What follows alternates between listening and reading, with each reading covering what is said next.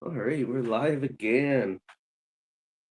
Welcome back. Welcome back. It seemed like a quiet night, and I was going to start working on some little trucks here.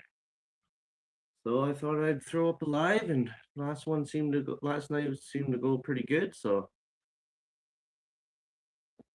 seemed to get a little bit of traction. I thought I'd maybe try it again. If you're here last night, you know I've been working on this custom Tonka truck. And I got it fairly well where I want it. So I'm ready to start picking up and filming for the video. But I've been mewing it over, and I'm kind of deciding that I don't want to put my good brushless system into this truck. I think instead I'm going to take the brush system out of this. It has a Mofo buzzsaw motor in it. I think I want to swap the parts out of this and put them in here, and then I'll put my new system into this. So that's somewhat the plan for tonight. I'm going to set this aside and take the motor and transmission out of this. So I'll be doing more work on this truck tonight. I was hesitant to do that because I wanted to keep this truck operational because I'm still waiting for a battery for my transmitter. But overall, I think I want to put all my good parts on this truck, all my best parts on this truck. So I'll make this truck brushless. I'll keep the Tonka truck brushed. If that makes any sense.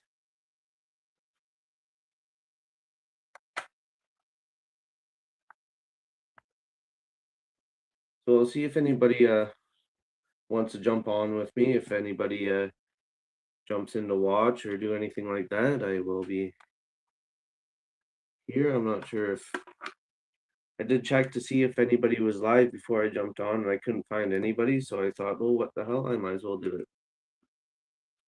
All right, so that's the plan for today, is to take the brushed motor and everything out of this so I can have it ready to go into the Tonka truck.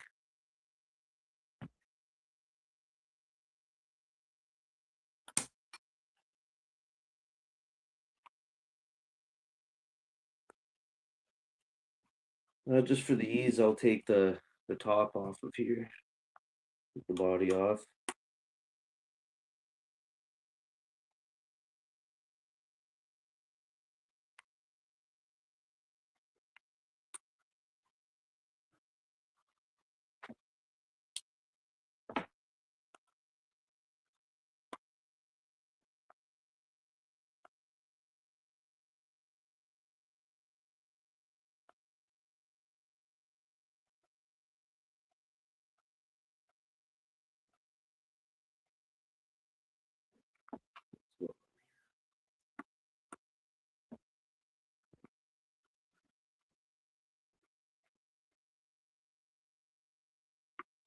I did pick up a couple extra parts that I thought I needed today.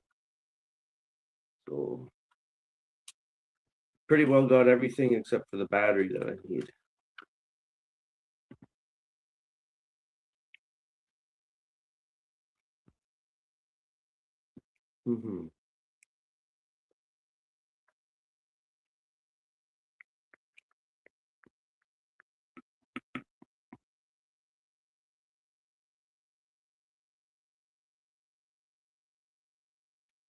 All right, not a lot of traction so far. I wonder if somebody was live and I missed it. So probably a lot of people in a different live.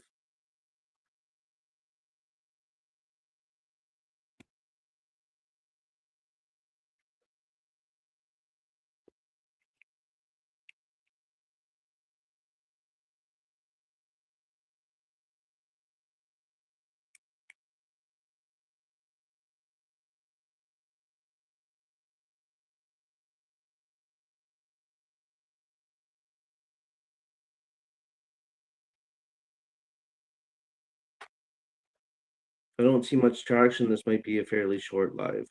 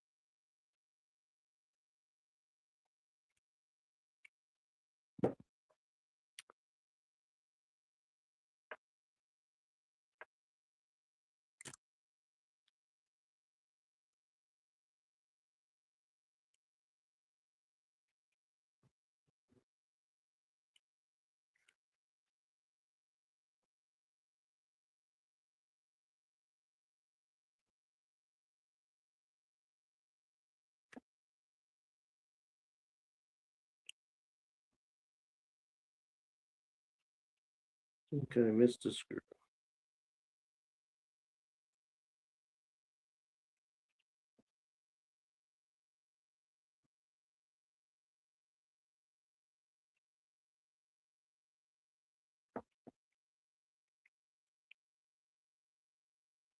I hope everyone's doing well. Hey, Alex, how's it going?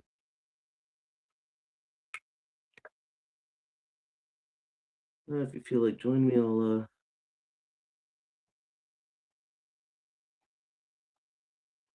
post the link.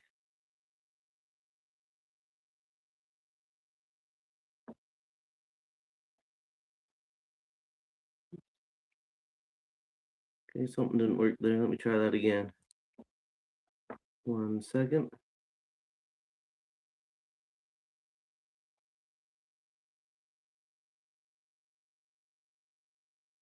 And good, that's good. I think that did it.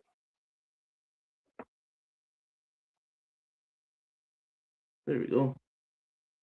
That should work.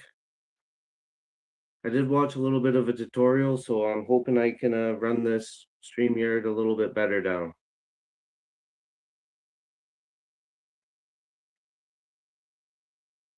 Although for some reason the soloing people out didn't seem to work for me.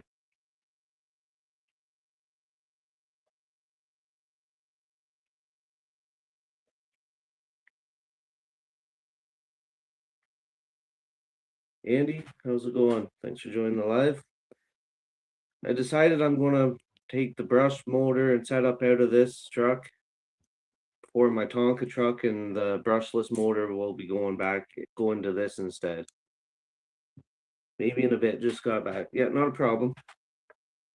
Just let me know if you want, and I can throw the link back up. But that's what I'm doing. Yeah, this system, this buzz saw, is going to go into this truck, which I got my brackets made up. I'm ready to mount it. But before that, I wanted to get these shocks on it so I can see where exactly the axles are going to sit so I can line them up better. And I thought, I might as well get all my best parts in one truck. So I did pick up these. They're Proline oil shocks. They are the big ones. So I think they should be pretty close to what I have on here, but actually oil filled instead of just spring. And I picked up some 27.5 weight oil. I think they only take like a couple drops. Can't wait for tomorrow. Supposed to get my Terranaught 8x8 tomorrow. Friday stoked. Yeah, that is cool. That would be awesome. 8x8. That is cool. I always thought it'd be nice to get one of those flatbeds and then make the flatbed into a cooler so you can drive it around and keep your drinks cold. Well, if I ever get the money to buy one of those, I might do that. So yeah, that is exciting. What else did I get today? I also picked up the drive axle that I needed. I think it's sitting over there somewhere.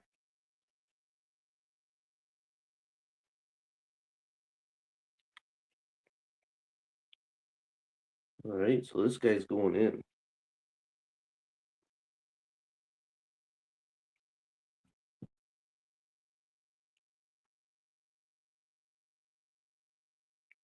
It's been a fairly busy little day for me. Made it all the way over to the hobby shop and back.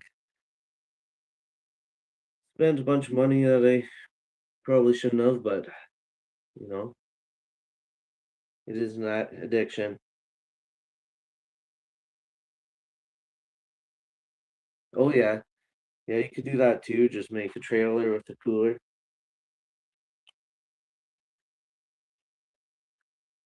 But I don't know. I thought it'd be cool to like, I don't know. It's probably above my capabilities, but to make like a tarp so that you could drive around your flatbed and make like a box for it with a tarp, and then you could hit the winch and it would open up the tarp, and then it'd reveal the whatever you got inside.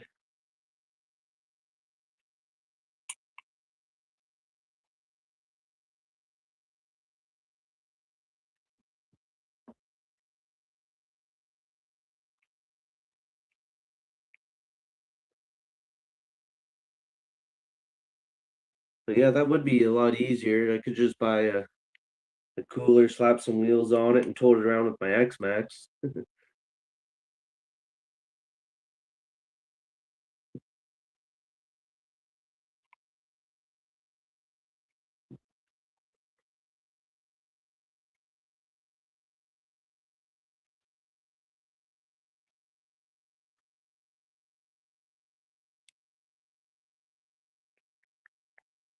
What else is all this in?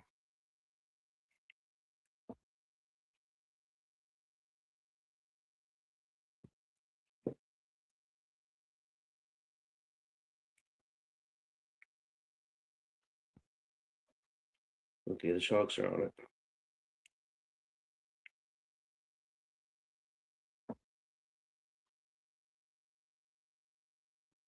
it. Yeah, review your sodies.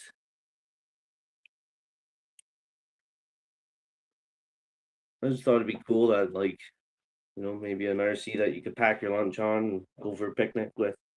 I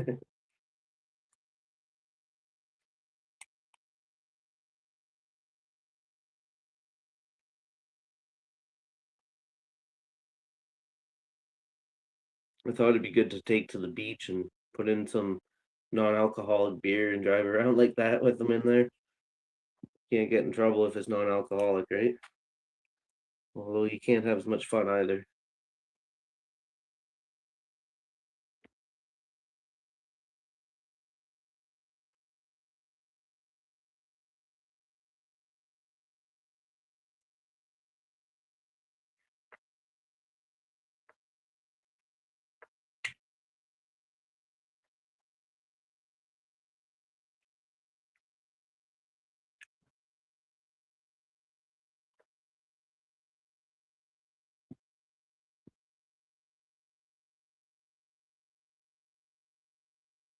All right, there's that off.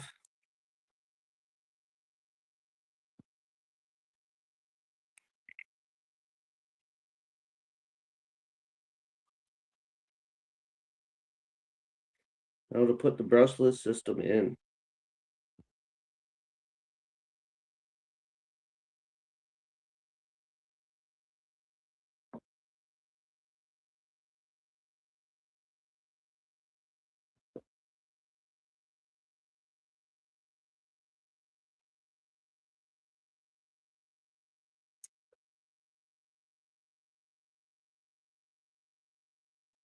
Yeah, this is the S10 here that I'm working on. And if you weren't here yesterday, this is the other truck I'm working on, which is a 1979 released Tonka toy. So I'm just taking the electronics out of this to go into that, and then I got this new Goop RC brushless setup to go into here. So that's kind of what I've been working on.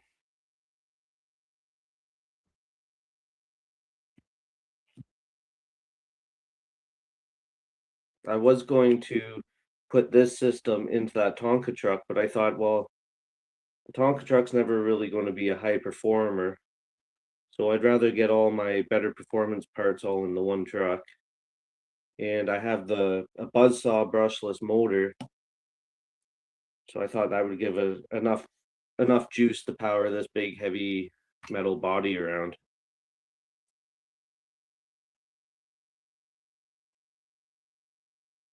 It'd probably be a lot easier if I unplugged it.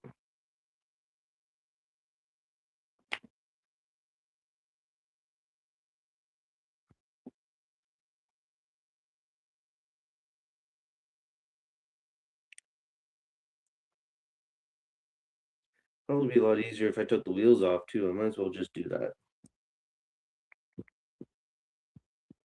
If I can find that wrench. It's on this table somewhere in the middle of the mess.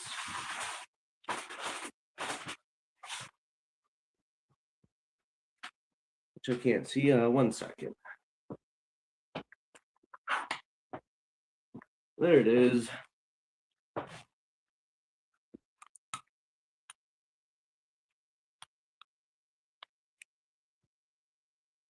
I have to find a metal tanker toy truck body. I need the side back fenders off it and my rat rod. Yeah, that's cool. Yeah, I got a couple of these old Tonka toys that I just thought it'd make a cool little RC truck, so I wanted to try it.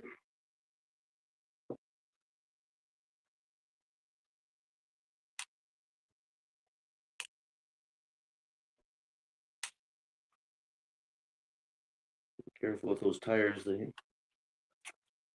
everything seems to stick to them.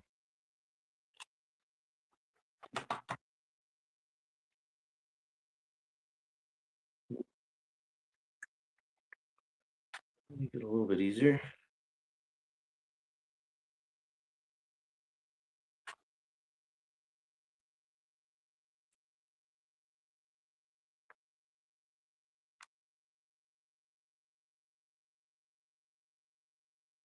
I haven't spent a whole lot fixing these, like adding upgrades to these, so it'll be a nice change. Been looking, haven't found anything yet.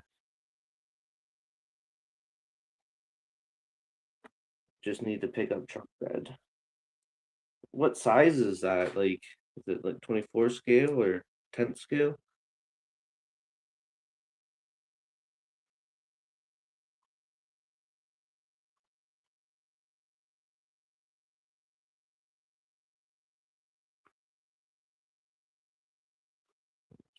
Oh,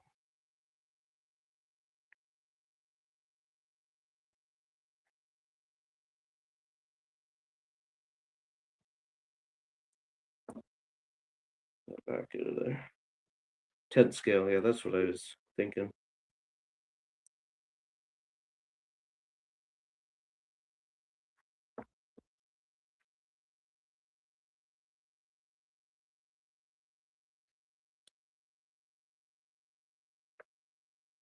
Well, this would line right up, but it doesn't seem to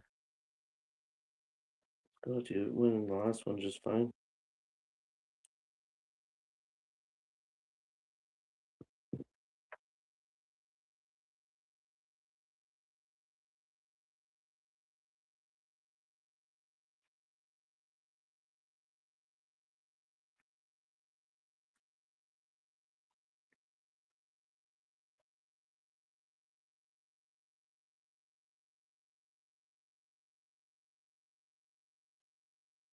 Pretty quiet on the live tonight. Thanks, Andy, for hanging out with me, keeping me some company while I work on my truck.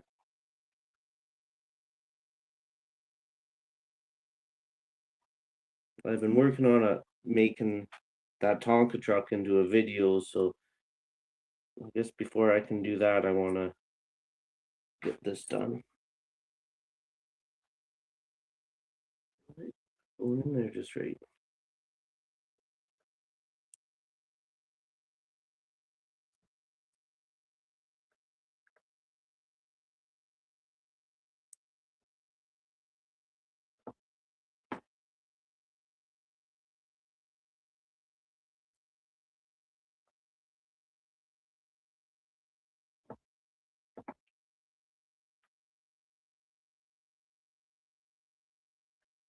It's sitting right where it needs to sit, so the screw should easily go in.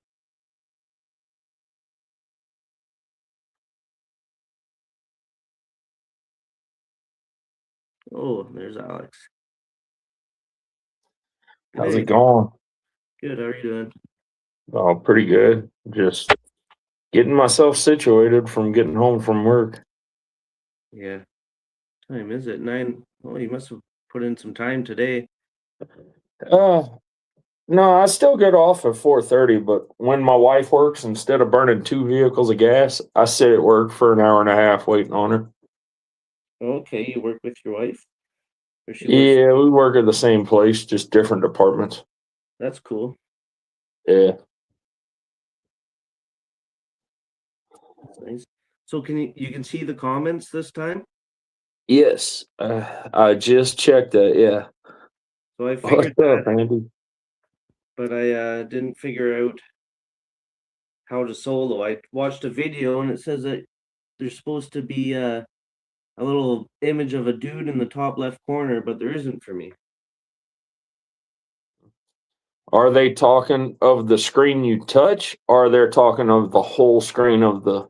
Just on the little bottom square at the bottom. Oh, okay. Yeah. Yeah, I'm not exactly sure. I've never hosted a live yet. Yeah, what have you I don't even think you even have videos up, do you? I do. I Oh, have two long form videos and a couple of little quick shorts. okay, I'll have to check them out. Yeah, I'm I subscribed. have. I'll have to make sure. Yeah, I've been yeah, caught before from people that I thought I was subscribed to, and then when I go and look, I'm not. So yeah. I've heard a lot of people have issues with YouTube just unsubscribing you from people just automatically. yeah, I've heard that too. And Yeah, I've had quite a few people unsubscribe from my channel, so I just assume that's why.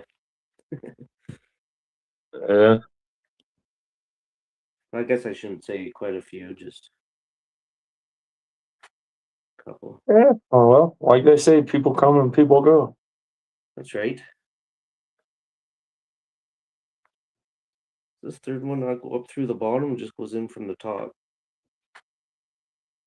The third one is from the top. Yeah, that's what I thought.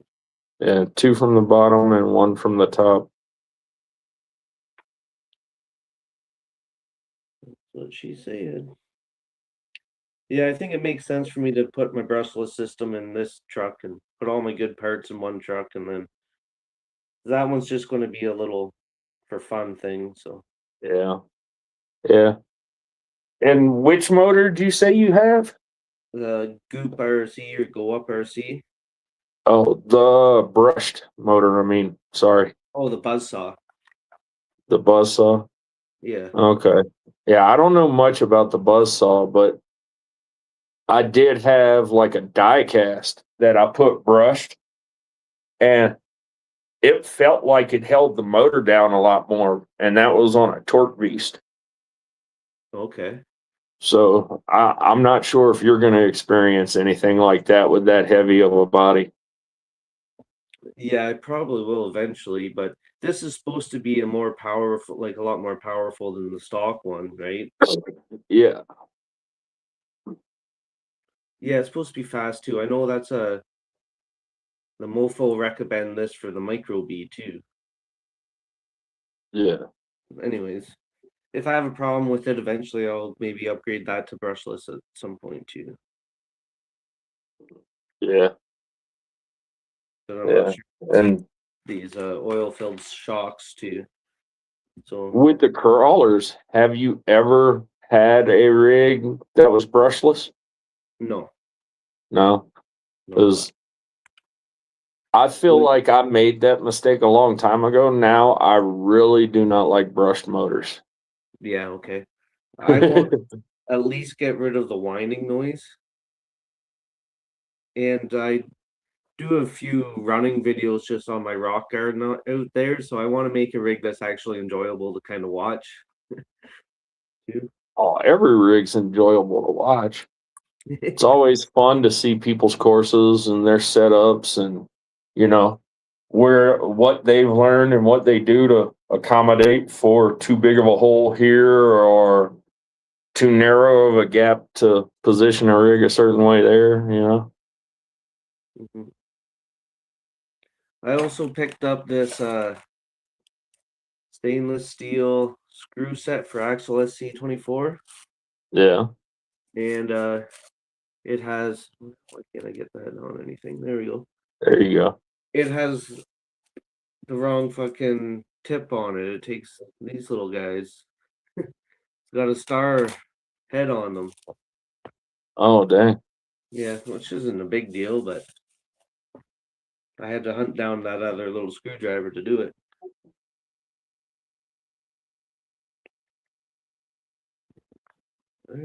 Yeah, that's right, Andy.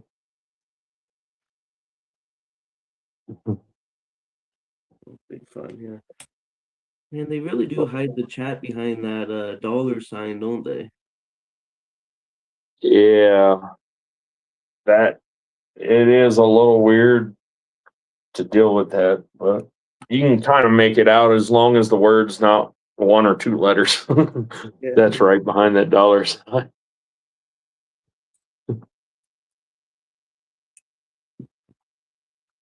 Starting to get a whole lot of little parts sitting around here. I hope I figure out where they all go.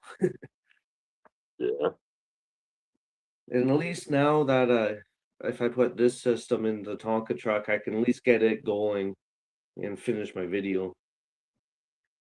yeah. Oh, yeah. You're still waiting on batteries and stuff, huh? Yeah, that's the only thing I need now. Yeah. That's, I've actually never really heard of too many people having issues finding 18650s. Yeah, yeah, they're like in everything. I probably could have went to the store and bought like a rechargeable flashlight or something and ripped it apart and got one.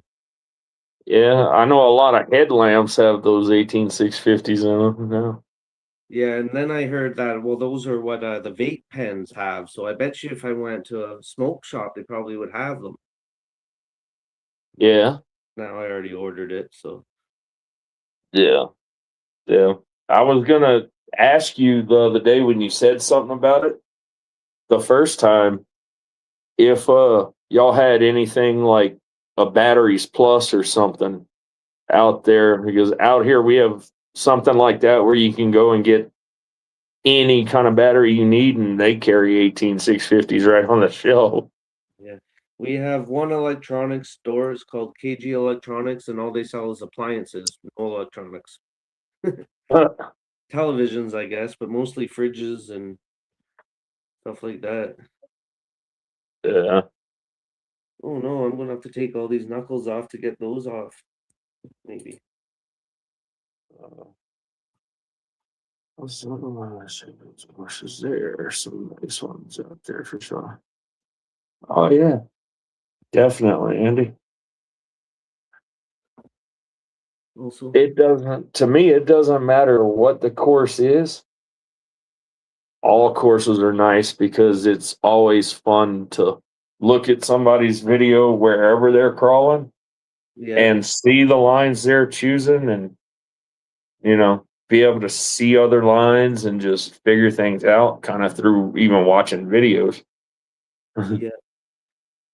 I'm not real skilled at picking out the good lines. I usually just try to find the hardest one that I think I can make. Yeah. Yeah. I still don't look at myself like I could pick any real good lines, you know. But I mean, I have just the general concept of, you want to straddle your tires on the highest points of the rock, not the center of the diff. Yeah, I was watching one of my old videos before, and I'm sitting there spinning, spinning, spinning, and then I like backed up and like there's perfectly high pointy rock that like I could have went either side of, but no. Yeah. Yeah. Yeah, I hope to put a little more work in my crawler course there too. Yeah. Let's see. think I best just put these back together before something falls out and I lose it. Even though my other shocks aren't filled with oil, so I'm not ready to put them on yet. I should have maybe did Yeah. that first. Yeah. Andy, I did see Cape Crawler's course a little bit, and that is nice that somebody went and did a pretty close representation of some of the obstacles in Moab. Okay, so that was like a mock-up of a real 4x4 place. Yeah.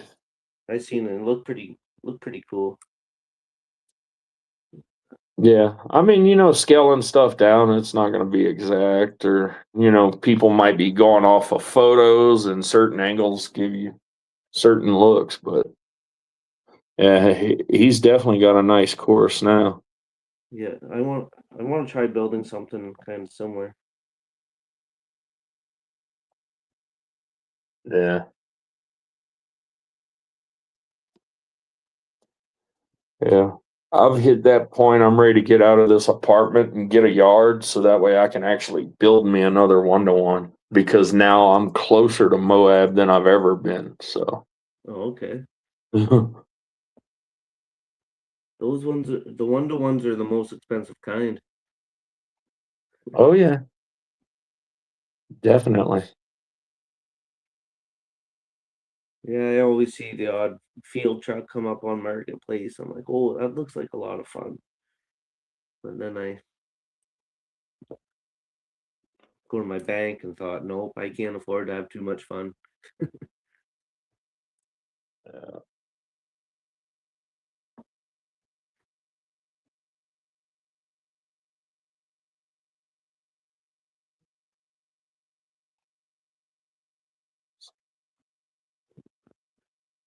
But yeah. Yeah. I've never actually built me like any high dollar rig, technically. All Uh, my 4x4s, 1-to-1s I've ever built, I think the most I've ever put in one is about $4,000. You know, doing all that, you know, cheap buying off a marketplace and finding trucks with no titles and stuff like that. yeah,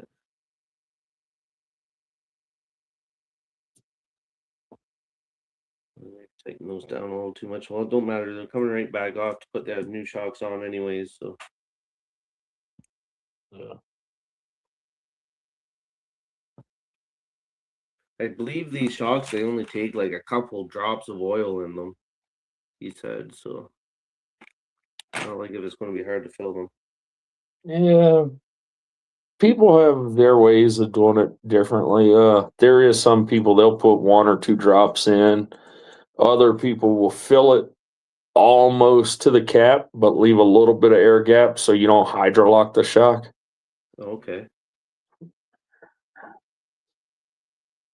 But I'm one of those. I fill the shock bodies up as high as I can without hydrolocking because I try to slow my shocks down a lot. Everybody I've talked to in the hobby has always said go anywhere from a 10 weight to a 20 weight max. Maybe a 30 you could push it.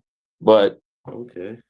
I'm Well, over here using 60 weight in my 24 shocks. okay, because the guy at my hobby store suggested 30, but he didn't have it, so I got 27.5, Yeah. which I'm assuming is close enough to work for anything that asks for 30, right? Yeah. Oh, yeah, definitely. But I mean, you'll find your own little groove. If you feel like it's not dampening the shock enough, go try out some heavier weights. And he says he runs 80 in his Vanquish. Yeah, and the 10th scales, I can believe that. The 24 scales, everybody looked at me whenever I told them I'm running 60 weight in my 24 scales. Have you ever run any comps with your 24s or anything? No, I don't do any comping. I don't have anything close by. Yeah. Uh, the the only hobby shop I have close by used to be owned by a real good guy that did everything. And then he wanted to watch his daughters in their volleyball and stuff like that a lot more. So he sold off the hobby shop, and the new owner, he basically just turned it into a one RC shop. That's the only thing he has on his shelves when you walk in his store is one RC. I've never even heard of one RC. It's like the late models, the midgets, the like dirt track oval cars. They're Oh, like 18th scale. yeah, I think I have seen some of them running their dirt tracks or whatever. They Yeah. look pretty cool, but there's Yeah. not much here around. Like the hobby store that I go to, it's maybe half an hour, 40 minutes away, and he's got a decent crawler course outside of it, and but he says not a lot of people come to crawl it, so he doesn't really want to spend a. Oh yeah, that's sweet. Yeah, these are the one RCs, little 18th scale, little oval racers, basically. Yeah. Here, just keep it up. I'm gonna try to solo you. Oh, okay.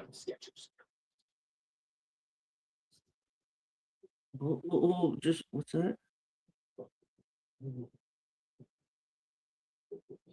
I don't know. You found how to change the layout. Yeah, But yeah, these little things, they're fairly fun. Um, look fun. I am gonna start trying to use motors and stuff off of these for some 24 scale builds because these have a in runner brushless 10,000 kV motor. So fast as fuck. Yeah. And you probably don't need a real big oval to do that on either, would you? No, I think the very outside of the curves are 20 foot apart or maybe 25 foot apart, something like that. Okay. And is there much of an island in between? Not very much, no. Maybe about for that scale, it's maybe about 12 inches wide, but I think the stretch of it with the inner diameter of the curves might be about 14 feet or so. Yeah.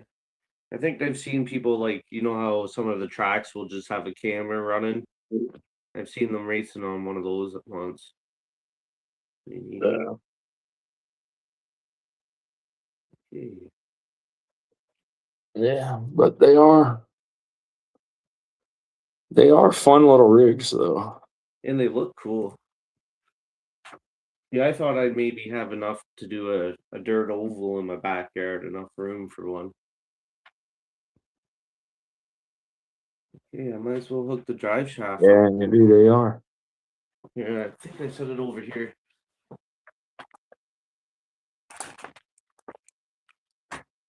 Uh, yeah, one of my die cast builds that I did, I tore apart a one RC that I bought and used the axles underneath a die cast. Okay. So I do have a second one that I need to re-get axles, tires, suspension, all the electronics for. You're out there running around with a die cast, it'd be easy just to bump the other guys out of your way. If I would have decided to keep that die cast for myself, I would have asked that hobby shop owner if I could have run that die cast in with these freaking things. You wouldn't made many friends, but it would have been fun. Yeah. Okay, so can I get these off without taking anything else off is the question. Oh, come One thing on, I'm don't gonna do start that. doing is looking at garage sales for one of those big magnifying glass things. Oh, yeah. those old school desk magnifying Yeah, things with the little round light around it. yeah. I need to get one because my eyes are starting to get Mine too. fairly bad. Yep. I went to inquire about my eye test, and they wanted $190 to test my eyes. I was gonna go to Yeah, work to see what I can get covered, but they wanted cash out of my pocket first. yeah.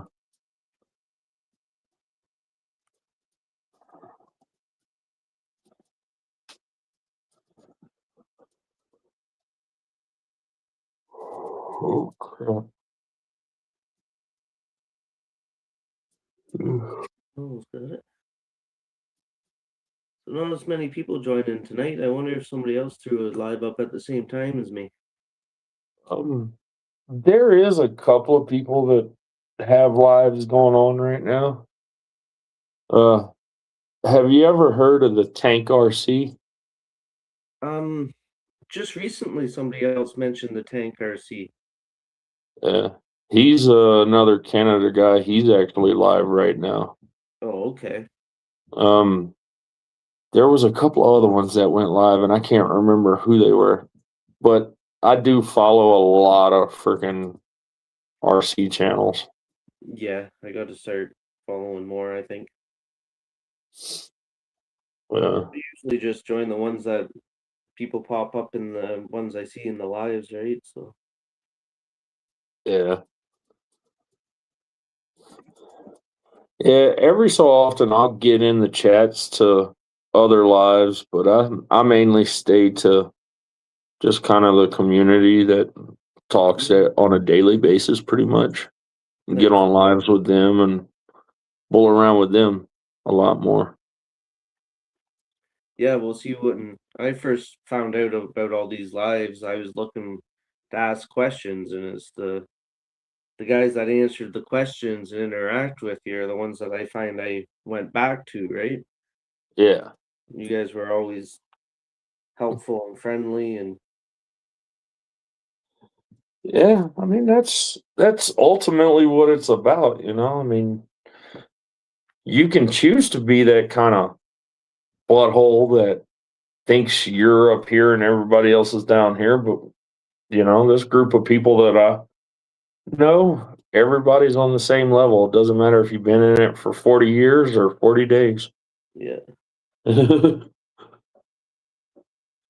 So he sold me this, but I'm wondering if it's going to be long enough. That does not look like it's going to be long enough. What's that? My drive shaft,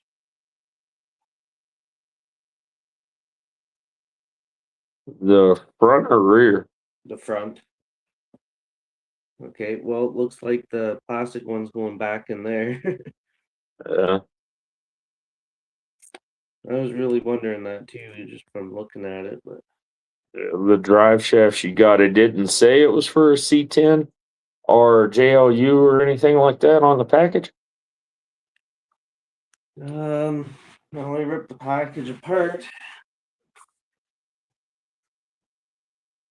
It says made What's up, China. Earl? We got Jason Earl in the chat. Oh, hey Jason, how's it going? This drive shaft for Axle SCX 24. But see, he didn't have this one on the shelf. It's one that he came in with a part box that he picked up from somebody. So he said, "Oh, you give me a deal on it," which I'm like, "Sure, that's fine." Oh, okay. Now I'm wondering if the back is going to be too long. Oh well, there's only one way to find out, right? Yeah. If the front's too short and the back is too long, that might be a deadbolt set of drive shafts. Yeah, I would be surprised.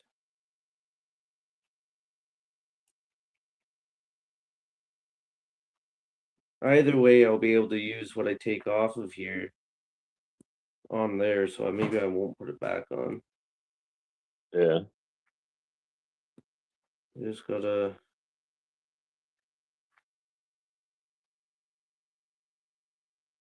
not lose the parts.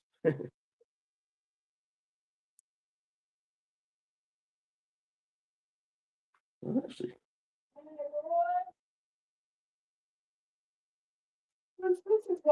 What's up, Max Paul? We got Max Paul in the chat. how's it going? Hope you guys are doing well. Yeah.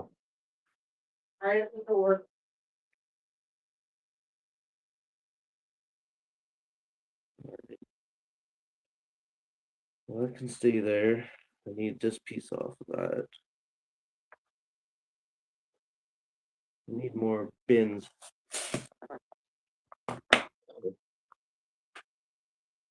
It's not my shirt. Where's my shirt? Let's see. Here we go. You're not wrenching on anything tonight? No, I'm taking a break because that painting kind of just annoyed me over the past few days. I hate painting, but I'll put myself through that torture just to get what's in my mind out. What you want? Yeah. But yeah. Yeah, that paint job I did on that C10 with doing the copper accents, Yeah. it was inspired by a 1-to-1 two-wheel drive lowered truck that I had been seeing for many years named Pretty Penny. Okay. Uh, Is and it a local truck that you see around, or like one that? no, it was one I saw in magazines whenever people used to read magazines. Now Yeah. it's one I still see here and there come across the internet Yeah. or social media apps or whatever, you know. Yeah. I wonder if it's a Canadian truck, because Uh, copper and pennies are copper. yeah. Hey, what's up, Dog RC Adventures? What's up?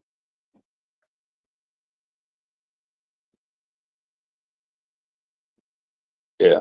I'm not exactly sure where it's based out of because it's been a long time since I've read an article on it.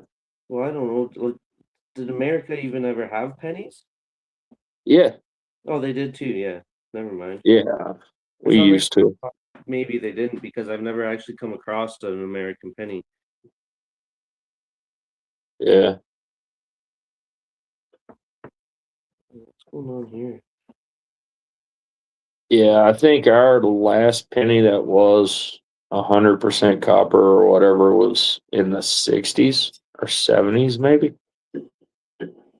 Yeah, so they've been discontinued for quite a bit longer. Well, at least the copper ones, Okay, because I believe. usually get American change mixed in with ours every once in a while. Like we'll get quite a few dimes and the odd quarters and stuff, Yeah. but I've never seen the penny. Yeah. They fully quit producing it this year or late last year. So technically, we're not producing any pennies anymore Yeah, for our currency, neither are we. which this state annoys the hell out of me with that because if you pay for something in cash, even though pennies are still in circulation,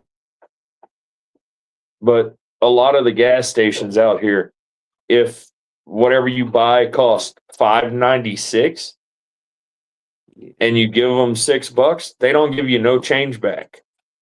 Yeah, I'm like, no, if you're not going to give me the 4 cents, you're going to eat the penny and give me a nickel. yeah, that's the way it should be. All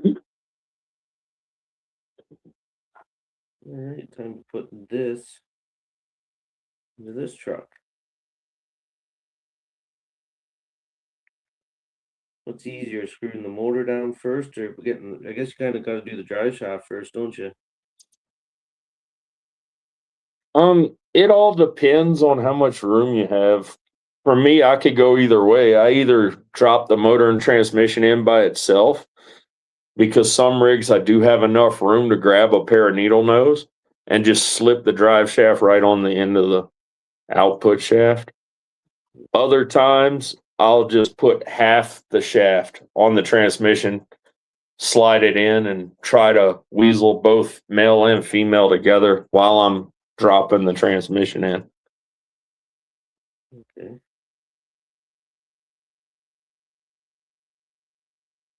But Basically, yeah, just gotta fight it until you get it. yeah. Either a real small pair of needle nose pliers or some tweezers like this are really freaking handy. The fine point tweezers.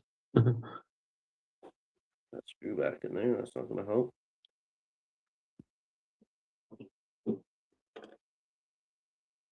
I think I'll put both ends on and then slide them in, the two together, while I set the transmission down into it. Yeah. Yeah. When you're trying to fight both front and rear drive shafts, I've kind of always found it a little easier to slip the rear drive shaft on first Okay. and then slip the front shorter one together as you're trying to drop the transmission onto the plate. Yeah, because you get a little more play room with the longer one, right?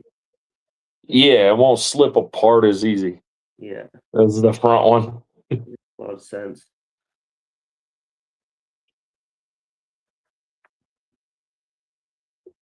Mhm.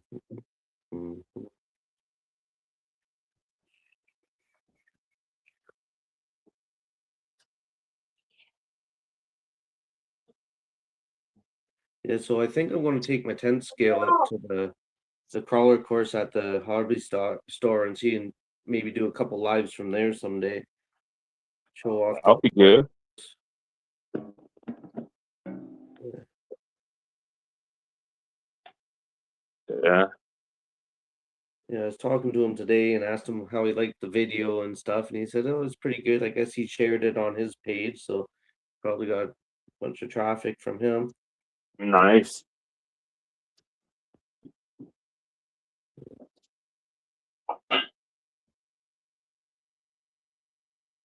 Yeah, if our hobby shop owner wouldn't be such a jackass, pardon my wording, but Oh yeah. Oh no, if he Craig. wouldn't be that way, I would have probably already been there, trying to run a course if he would have kept a course and probably tried to do some lives or videos and stuff from his hobby shop. But Yeah.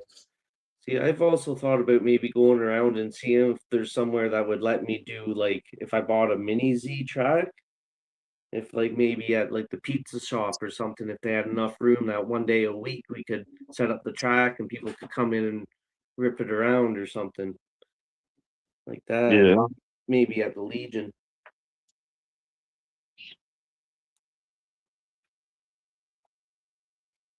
I don't have a mini Z, but they do look fun. yeah, I've never attempted to get into the drifting or the mini Z racing or anything Well, in that small of a scale. they're not as cool as that dirt oval track one that you had showed. Yeah. I have yet to run that thing at that hobby shop's track. The concrete we have out here is still pretty good and don't have no cracks in it, and it's pretty freaking flat. So I got a little bit of room to run that out here. Nice.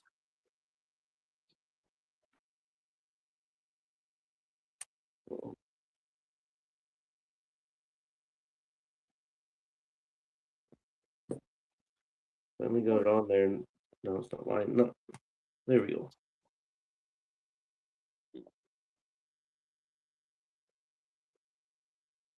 Yeah, these lives are kind of fun. Unfortunately, when I go back to work, I probably won't be able to do many of them.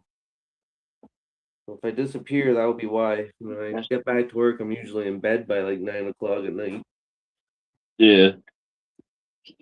Just talk about the food. Wash dishes.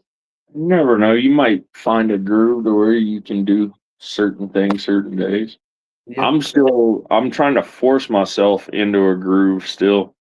I really want to try and get out 2 to 3 times a week and at least do a little bit of shorts just right out here before I go to bed, and then eventually work in maybe a long form somewhere, during a weekend or something.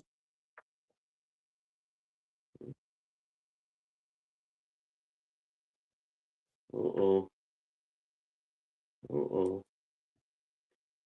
This motor is going to hit against my one bracket. And there goes that bracket, I guess. Which bracket? I don't know if you can see it here. See how I made these little cutoff brackets that I was going to glue to the body? Oh, okay. So I'm going to lose one side of it. So I'll still be able to bolt it down at the back and glue these up at the front. And one, Okay. but I'm going to lose this post, it looks like. Because this motor is rear facing and I was expecting it to be forward facing. But I think it'll be all right without it. Um, let's see. Trying to think. You could attempt to mount that skid backwards Go this way. and see if it would fit forward facing. You might have a lot more issue with, depending upon your ride height. If you have too much compression, you'll probably have a link hit up into the motor. Yeah, I think for now I can just take that one off, and I don't think it's going to hurt it. So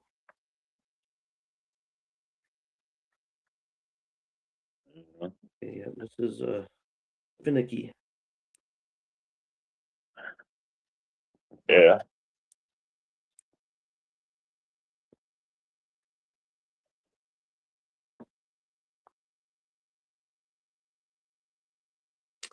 Well, we got 6 people in the house. Thanks for hanging out, guys. Nice. You'd be kind enough to hit that like button. It'd be appreciated. Yeah.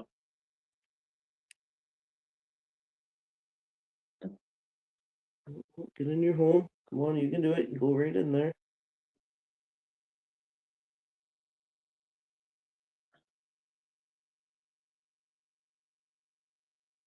Yeah, it was cool seeing my nephew join the live last night. I think he might need a new RC truck. Maybe in his future, if he's going to be hanging out.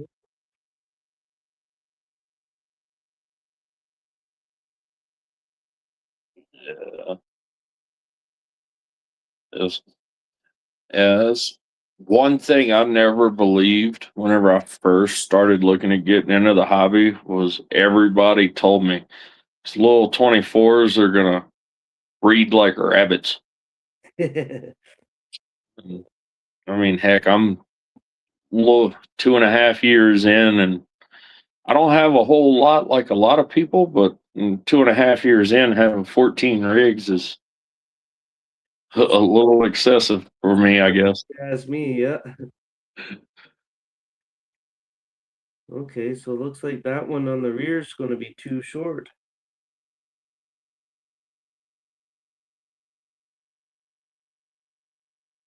Is that with it flipped backwards or in the normal position? That's in the normal position. Okay. Well, he told me this was an SCX 24 chassis, but I'm starting to wonder if maybe it wasn't. Uh, the only chassis I know of that looks similar to an SCX 24 is an FMS, but FMS would have it branded right on the chassis rail. Oh, okay. So the deadbolt looks quite a bit different then. Well, let's see. I want to say all SCX 24s except for the Power Wagon and the Gladiator use the same length chassis. So if that chassis is the same length as your C10 one, then it's your common shorter chassis for the SEX 24s. If it's a little bit longer, then it's a deadbolt Gladiator chassis. Well, I wonder if I can mix and match them and make it work. Oh yeah. Yeah, there's a lot This of one's got a interchangeable. lot longer interior to it, so I can just put that one on it. If it's not too long.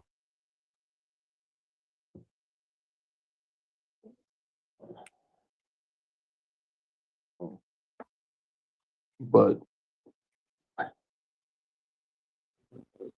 let's see. I might let me see if I can find a chassis. I might have an example of a power wagon rail and a C10 rail or deadbolt rail. I just didn't have it sitting in there just perfect.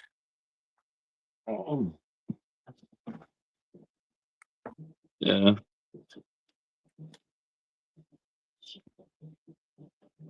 Where are you at?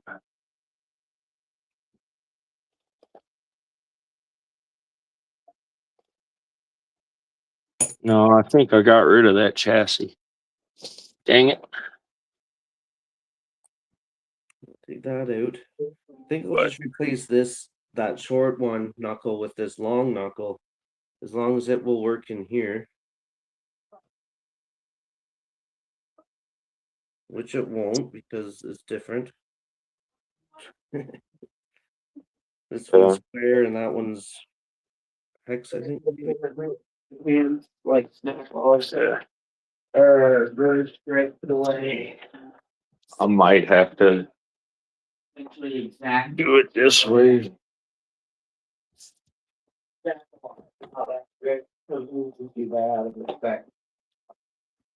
So I don't know if you're going to be able to see it very well. The Power Wagon chassis, the battery tray bolt is right above my finger. You see how high that is up on that angle? Yeah. That's one way you could tell if it's the longer chassis. Because the shorter chassis has the battery tray bolt hole is really close to the link, kind of way down on the angle. Yeah, I'm just comparing it to the other one, and they do look exactly the same. So maybe I'm just overextending it. I wonder if I Maybe. put shocks on, and then it'll give you a better idea. Yeah. Because they've been fast enough to mix together oil and eggs and stuff. Oh man.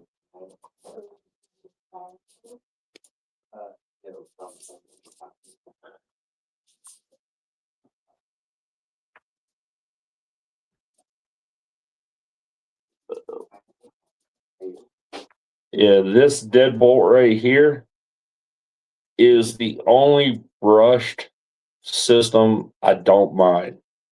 And it's got the torque beast in it, but it's got the V2 blue top electronics. And I especially like it because I have 50% underdriven X15 axles. That 50% underdriven helps the kind of lag in the brushed setups, in my opinion. Even though it's real freaking slow. Like, I think your top speed on this might be a mile per hour. That's all you really want in these things. Yeah, it gets a little annoying if you have to, if you don't want to pick your rig up and carry it to the next location. If you want to just drive it the 15 feet, it's a little annoying. Yeah, I guess so.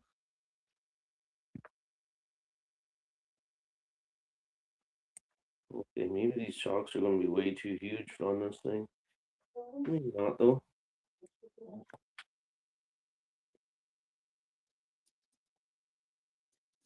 Yeah. What length of shock are you putting on it? These are hot racing shocks, fairly long ones. Okay. And that's why I picked up this kit, because it came with a few actual nuts that I am going to need to mount them. So I'm just mounting them straight into the frame instead of on the shock mount. Yeah. Man, this Yeah. little box was expensive. It was like $40. Dang. It was a little steep, but Yeah. hopefully, Yeah. Those Torx head screws, yeah. I think those would be a little bit better than the Allen heads.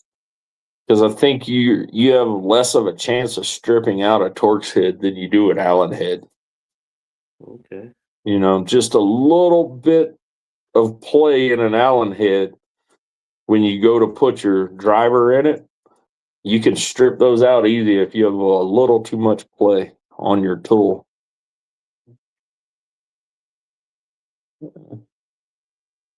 probably not going to be too bad once I get that heavy body sitting on there, right? Yeah, it shouldn't be. Shouldn't be at all. Yeah. Hope for the With best. that heavy of a body, I'm not exactly sure if your heaviest spring will be heavy enough. But I wouldn't be too worried about like just taking your heavy spring and maybe your light spring and doubling them up on your shock. Too yet. Yeah, this looks like I might be able to make it work. Looks like maybe I won't. Yeah. But I'm not really the guy to advise on shocks too much because I set up everything at full droop. I don't have, at ride height, I don't have no compression on my shocks. Everything's just 100% extension. Okay. That's where that needs to be.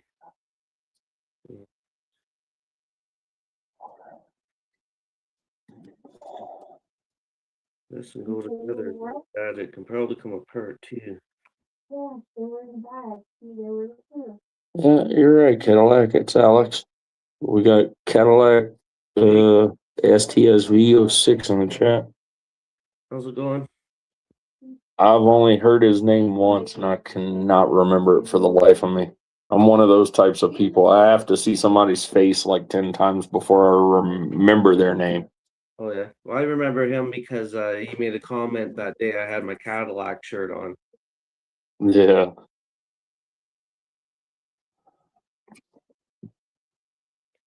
That's just barely going to grab it. But a full shock extension, it doesn't come out, so it probably worked for now. Yeah.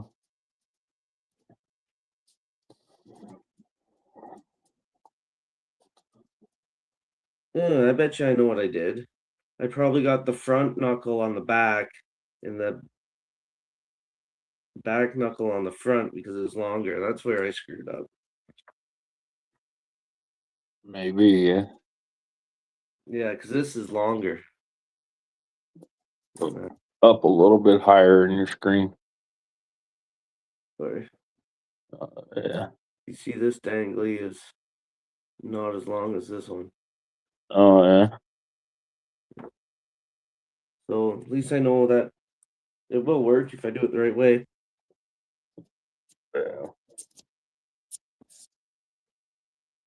Yeah. The Fred Barron RC, Beadlock, Fred Lock Jr., just not late for dinner. Nobody likes being called late for dinner. That's for sure. Yeah.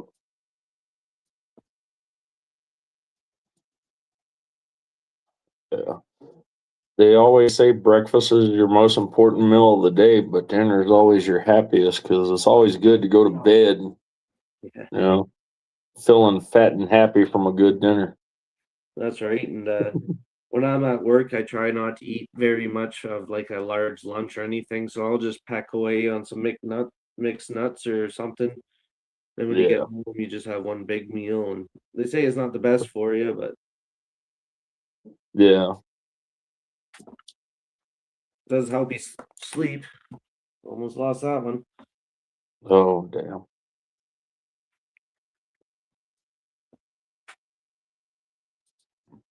But, Just think how much more experience I get when I get to do everything twice. yeah.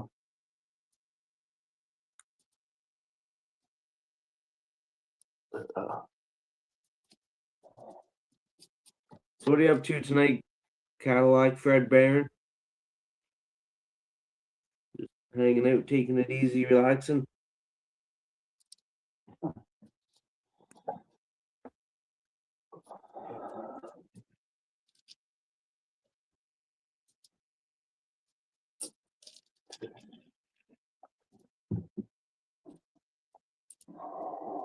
Cadillac Fred has kind of a ring to it.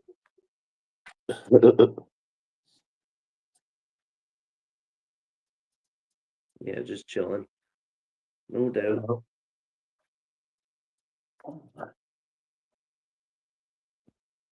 Oh.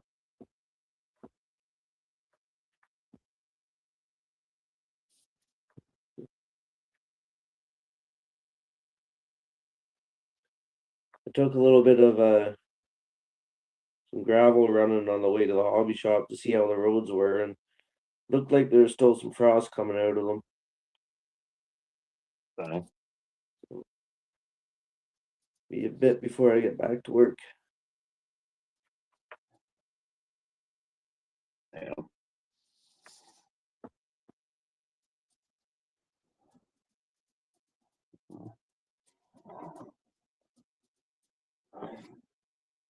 Well, you can do it. Just slide right down there.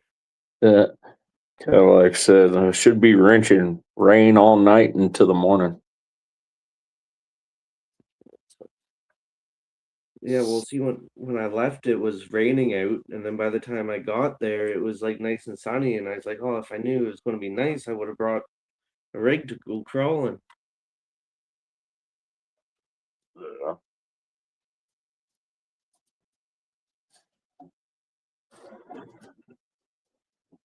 Yeah.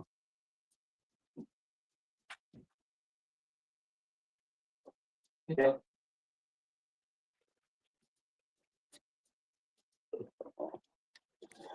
Yeah, I need to find some better crawling spots around me.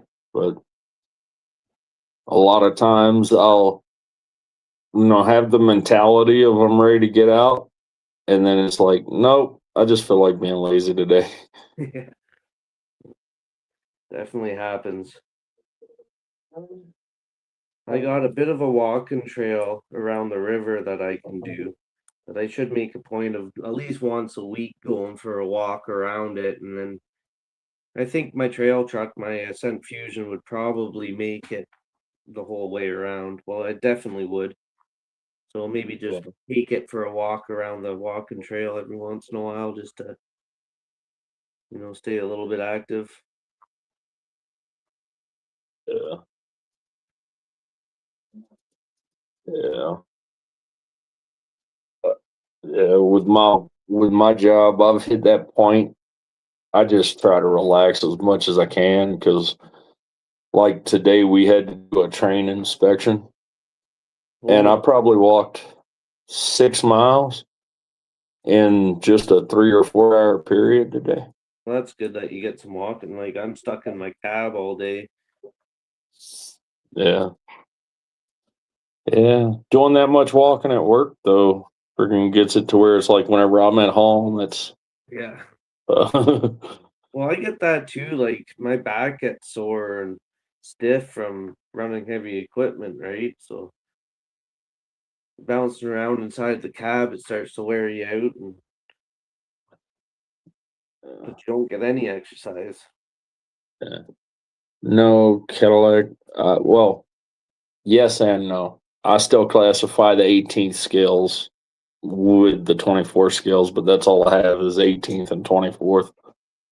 I haven't touched a 10th scale in 20 years.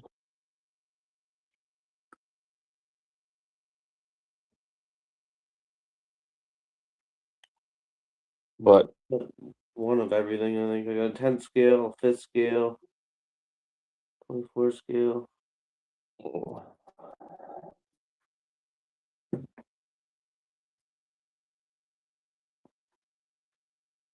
uh,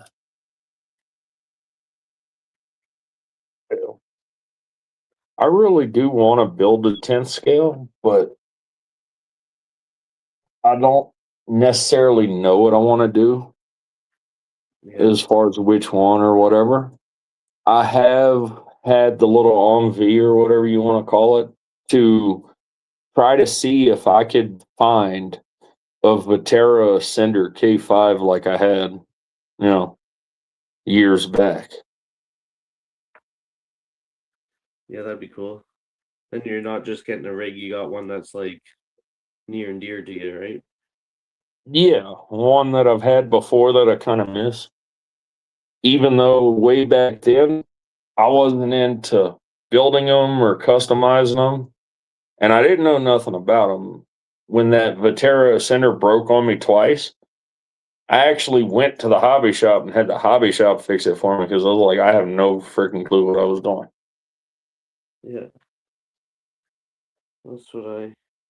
Well, I haven't really paid him to fix anything for me. He did the odd time I went in there to buy something, like for ask him to troubleshoot it, and he just right away just grabbed it in my hands and fixed it for me. I'm like, well, that's cool. He didn't really charge me anything other than parts for it, but Yeah, that's how I'm learning, right? Is by fixing all my own rigs. The yeah, only kit I ever done was my Gorgon, and it was like a perfect beginner kit. Very, very yeah, simple. Didn't have to build my diffs or fill my shocks or anything like that,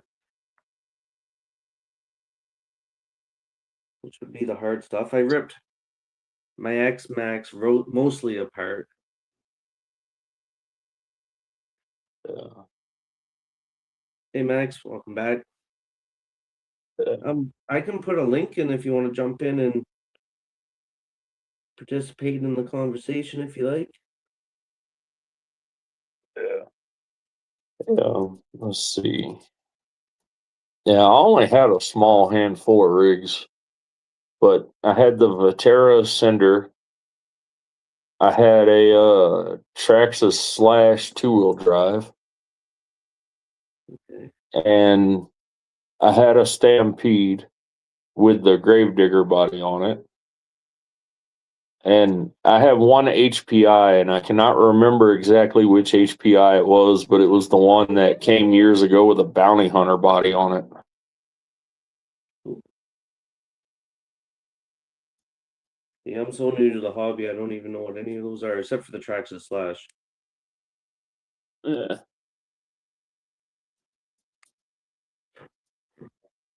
I did it. Nice. yeah, yeah, Don't move now. Don't move while I flip it over. yeah.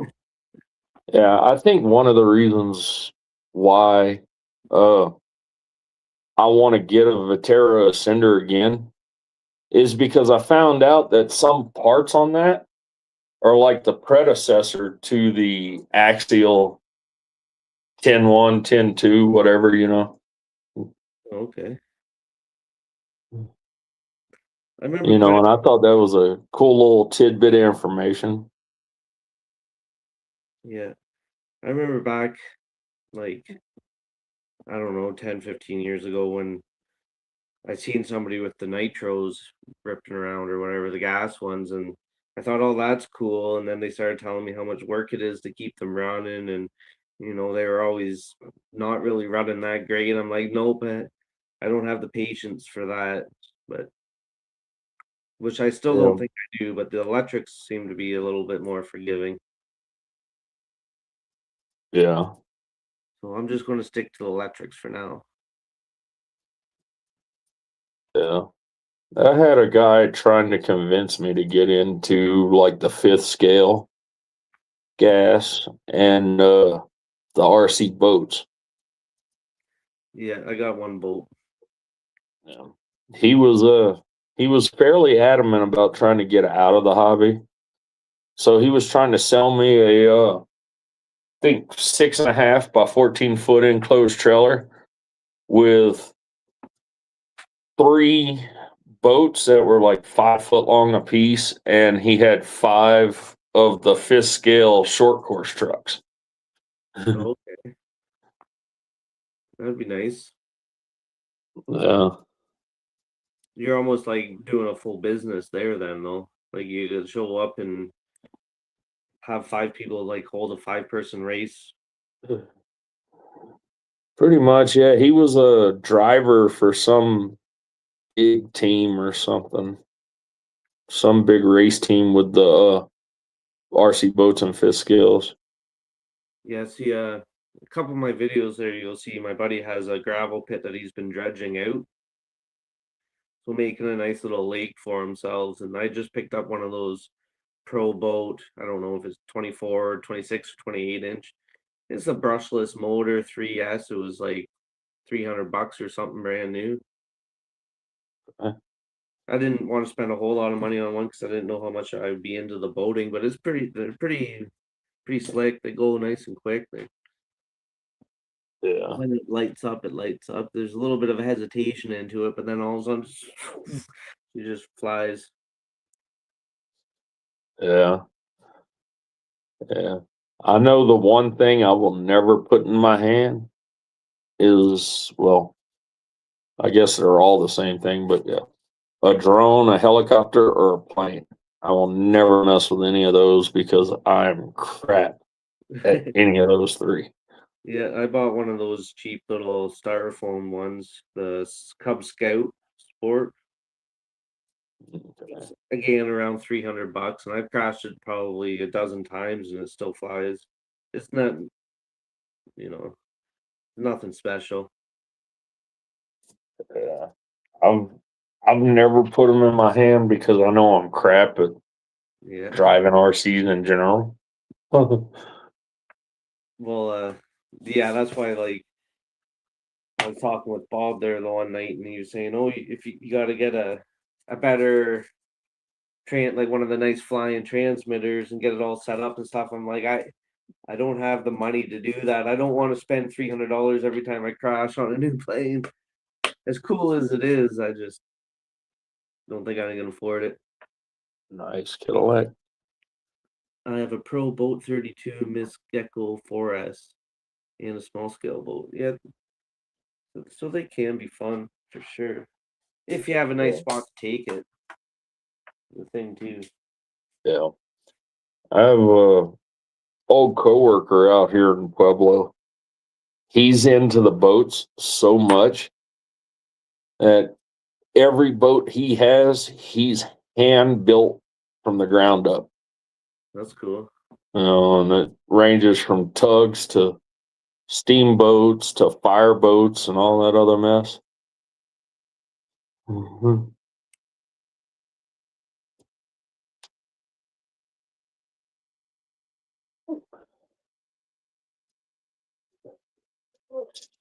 Yeah, the one day the guy brought out his little Traxxas, what is it called?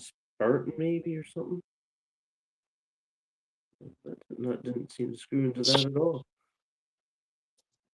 And it was super slow compared to mine. And I guarantee you he paid a lot more for his Traxxas than I did for my Pro Boat. Uh,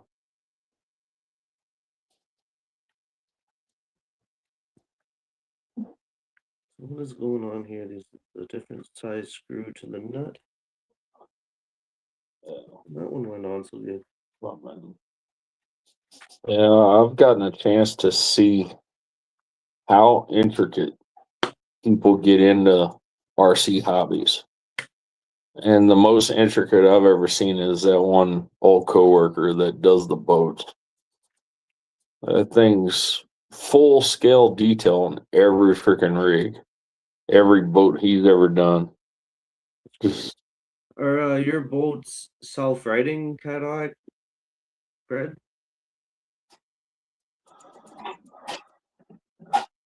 That was like a must-have for me. Going swimming. uh,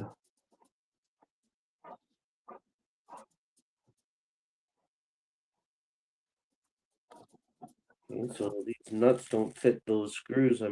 These screws must be a different size. No, the nut doesn't fit it either. dang. What the hell's going on here? Why would they give me a nut that doesn't fit the screws that comes with it? Hmm. They picked up the wrong screw kit. Oh, damn. What size screw kit did you pick up? Well, it just says Axle SCX24 on it. That should be all M1.4 stuff then.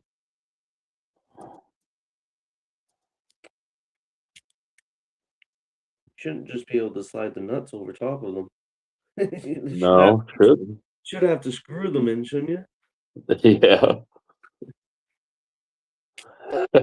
Cadillac said, no, but I have rescue planes. Rescue planes. How are you gonna save a boat with a rescue plane? That seems even worse. Uh,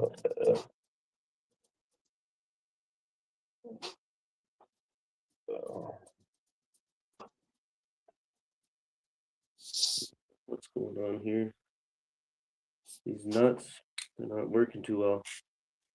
Or wait, is that an even smaller one? Maybe I got two different sizes in here. Nope, it just slides right on too. um,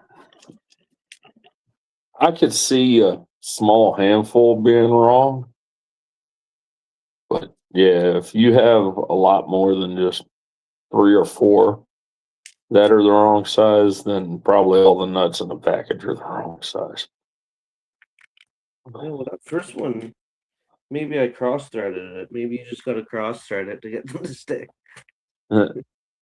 Cadillac said, yeah, That's float cool. plane. It does sound neat. Yeah.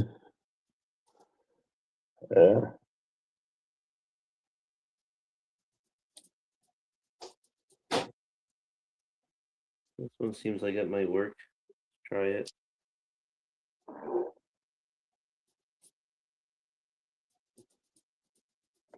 Oh man.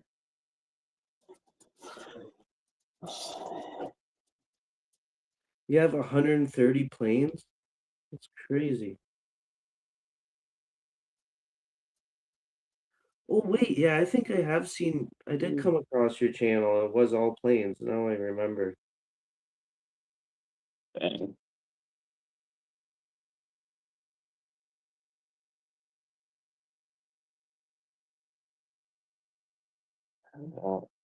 I definitely could not trust myself with planes.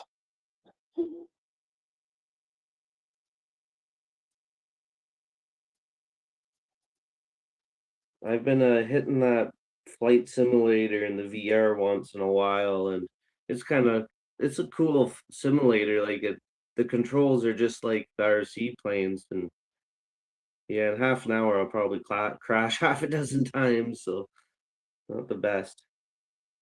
Yeah.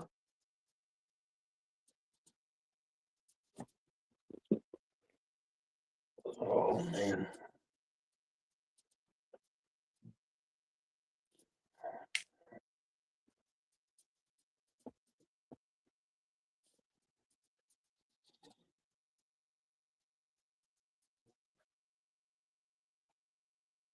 Yeah, that's for sure.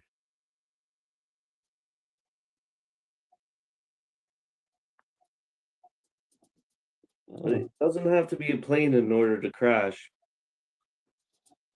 You can do that on land just fine. Yeah.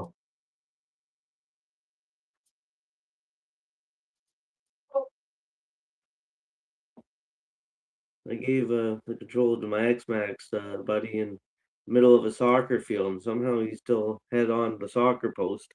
Hey, But then he let me drive his plane, and I took off on it, and the safe mode was turned off, and I've only ever flown in safe mode. And as soon as it took off, it flipped upside down and nosedived and crashed. oh dang. Yeah. But it was just one of those small styrofoam ones too, all that busted off the propeller, but it has like a little safety thing so that it didn't actually break anything. Yeah. So I gotta root around in here and see if maybe I can. Okay, I see it now. There's two different sizes. I hope.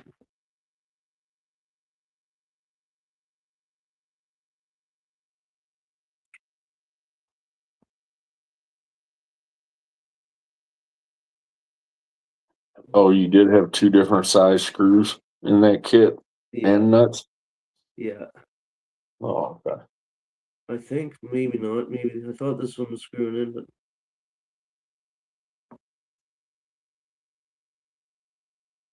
Oh,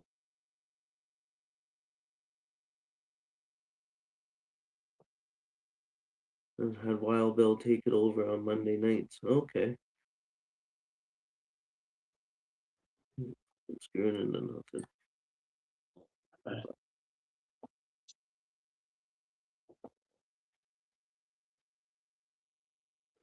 I think working.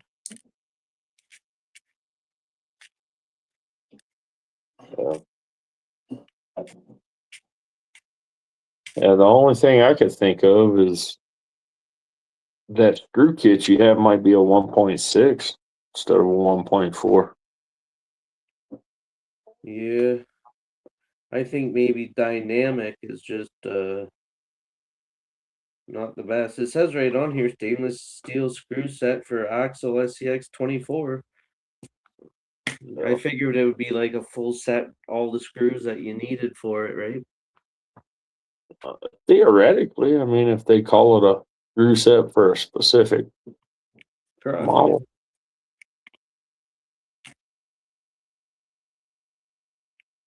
Hold on.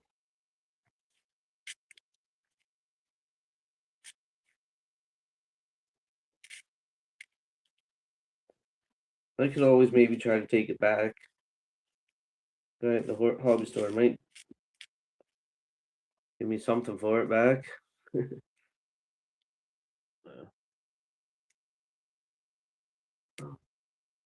Actually, I think I got another little bag of hardware somewhere handy. I'll maybe just go check it. Yeah.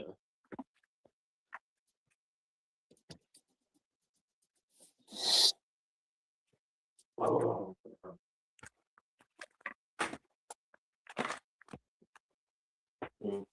Just a bag of screws. yeah. I have a couple of screw kits I've bought because needing different size screws, but yeah, I'm that way. That's my entire thing of 1.4 screws, just all mixed together. I have to dig through it every time I need one. Yeah, when my grandfather or my grandmother passed away and we cleaned out my grandfather's garage, he had a whole like 7 or 8 of those little bins with the slide out things. So I Yeah. got those for my garage. And the amount of times you went through and pulled out every little fucking drawer to try to find what you want. I think I've had every drawer pulled out at least a dozen times. Yeah. These screws aren't gonna work either. How did that one work so damn good though? That one worked perfect.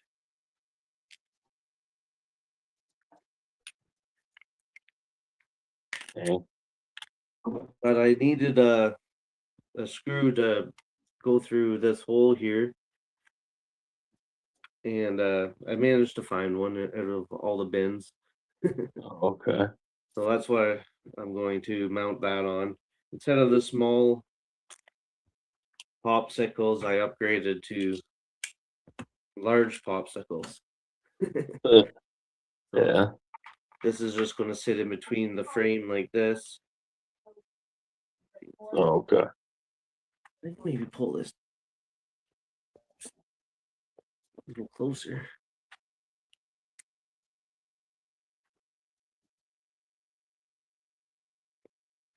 Yeah, and then I'm just going to screw it through that hole in this little plate here. Okay. Hey, girl. Which is, let me get this to work. It looks like they almost have a little piece of nylon on them. Maybe if I flip them over.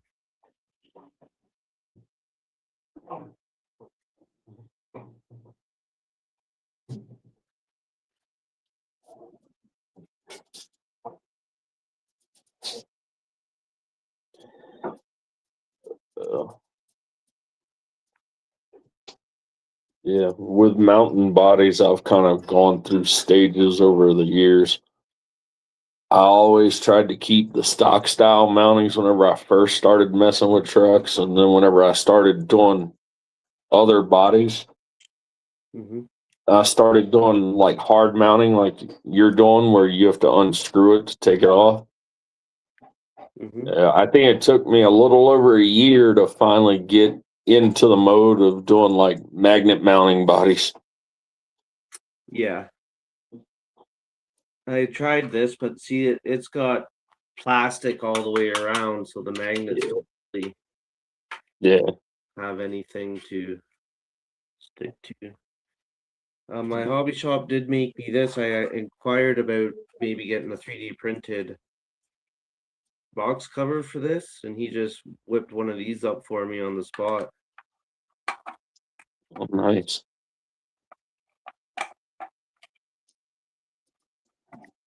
So it's in there, but not completely. Yeah, It'll do good for this, I think. I'll maybe try to match it to this gray color of paint, or just black it out. yeah, that'll be nice. Yeah. A lot easier just whipping that up than trying to design something on the CAD for it. Yeah, It's got these little lines in it, which could have went smooth, I guess, but I thought the lines kind of gave it a little bit of nicer detail. You can't see that at all. Okay. Oh, there you can. oh, right there, yeah, yeah, It'll get the job done. oh yeah.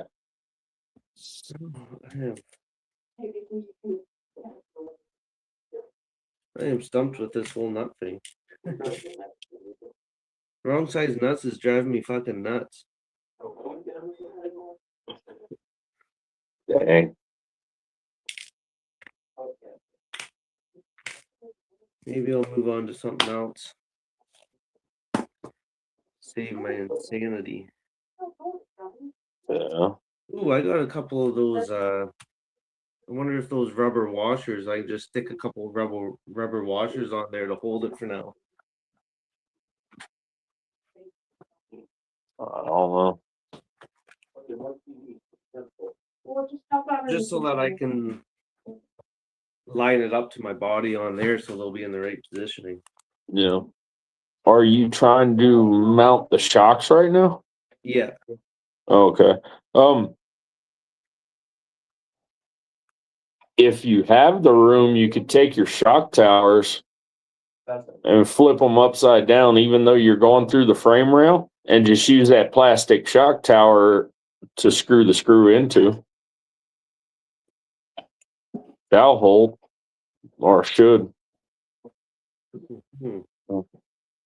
I've gotten a couple of extra little shock towers, just ordering them offline, because I'll usually nip the little screw areas off of them And then and use them as if they're nuts. let's try that. But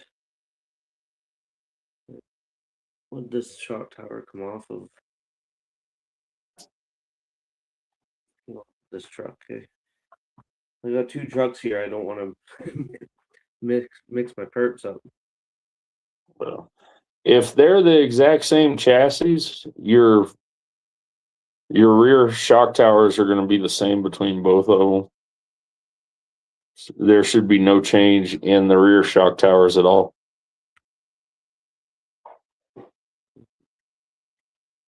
There is. That might be the answer, is just to chop these up and use them.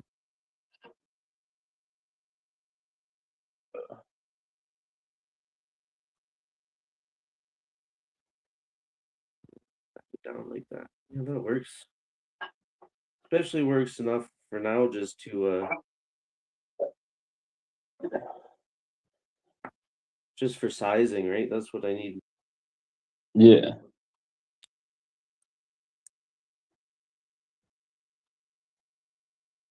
I didn't want to glue the fix this to that and then realize that my shocks are one way or like the axles are too far off one way. Yeah. Let's see. Cadillac said, I have a lot to learn and experience upgrading and customizing trucks. I'm mostly into skill and work on scale details. I have a lot of large rippers also. Nice. You'll have to check out some of your videos because I'm pretty sure I've seen you had a few of them.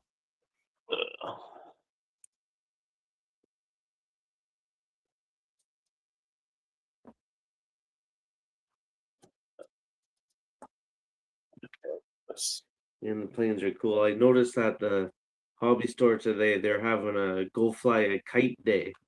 I thought, oh, that's cool. Maybe I'll take my kite over and Nice. What's that? Yeah. I was at a garage sale and I seen this kite, like a fairly large one of a fighter jet, and I thought, oh, that's cool.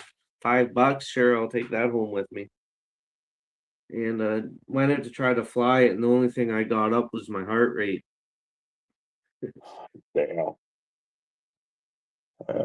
Shoot, I haven't flown a kite since I was probably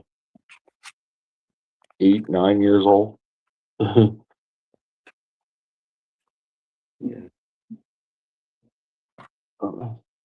I have one of those parents that once I hit a certain age, there was no more being a kid. Everything was work and chores. You didn't grow up on a farm, did you? No, didn't grow up on a farm, but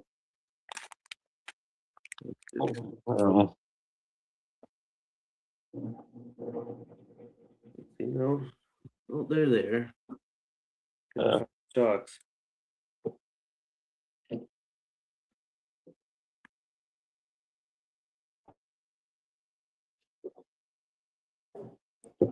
I grew up with quite a few farm kids. They sure did have chores. yeah, We were where I grew up in town, so we were kind of got our freedom to run wild.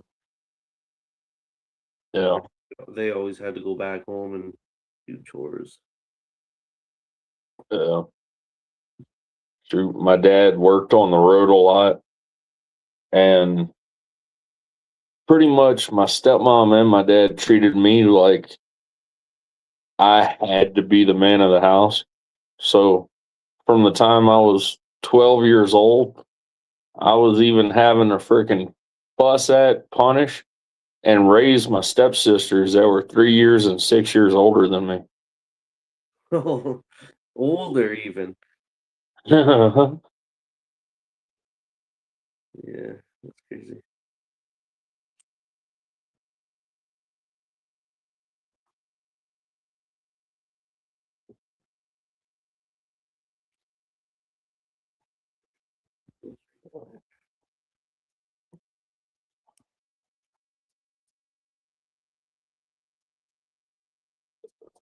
Yeah, it kind of sucks having to be the responsible child. I can only imagine. That wasn't me. I ain't gonna say I had a bad childhood, but I probably could have had a little bit more of a fun one.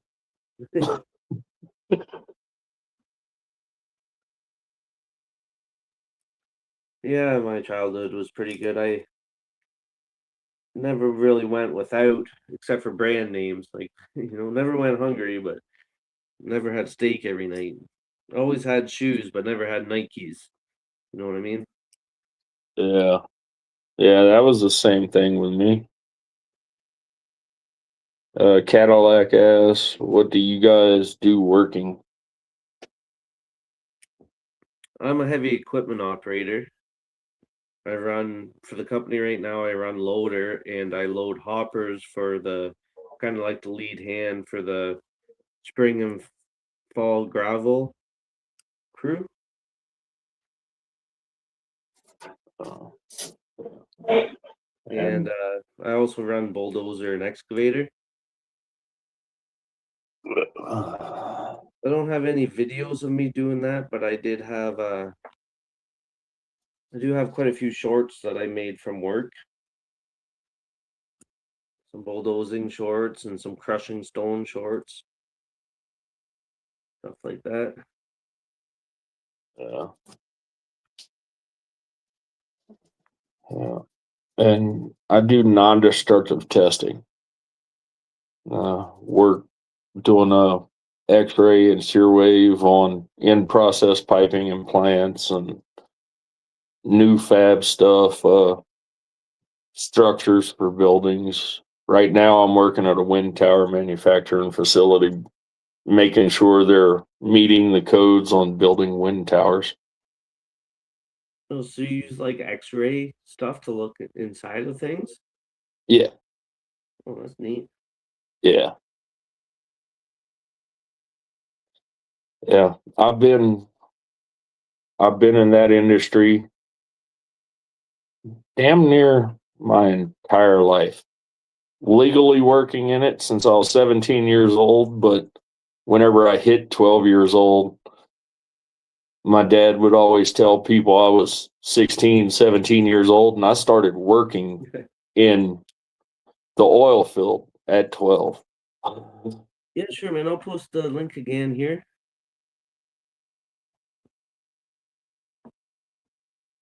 Nice. You're more than welcome. Thanks for at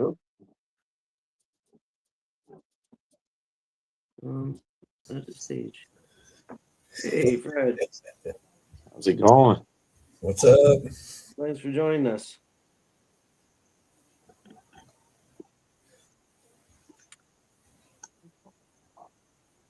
How's your night going?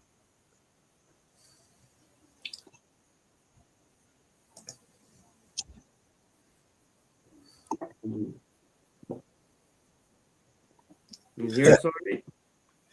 Yeah. Sweet. I'm not sure if you can hear us. Oh. Well, I can see him good. He's showing up good. Yeah. Maybe we just can't hear him.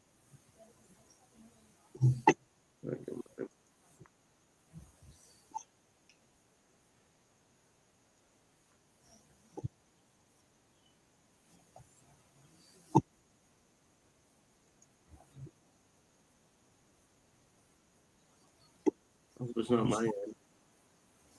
No, it shouldn't be your end because we can hear each other. Yeah.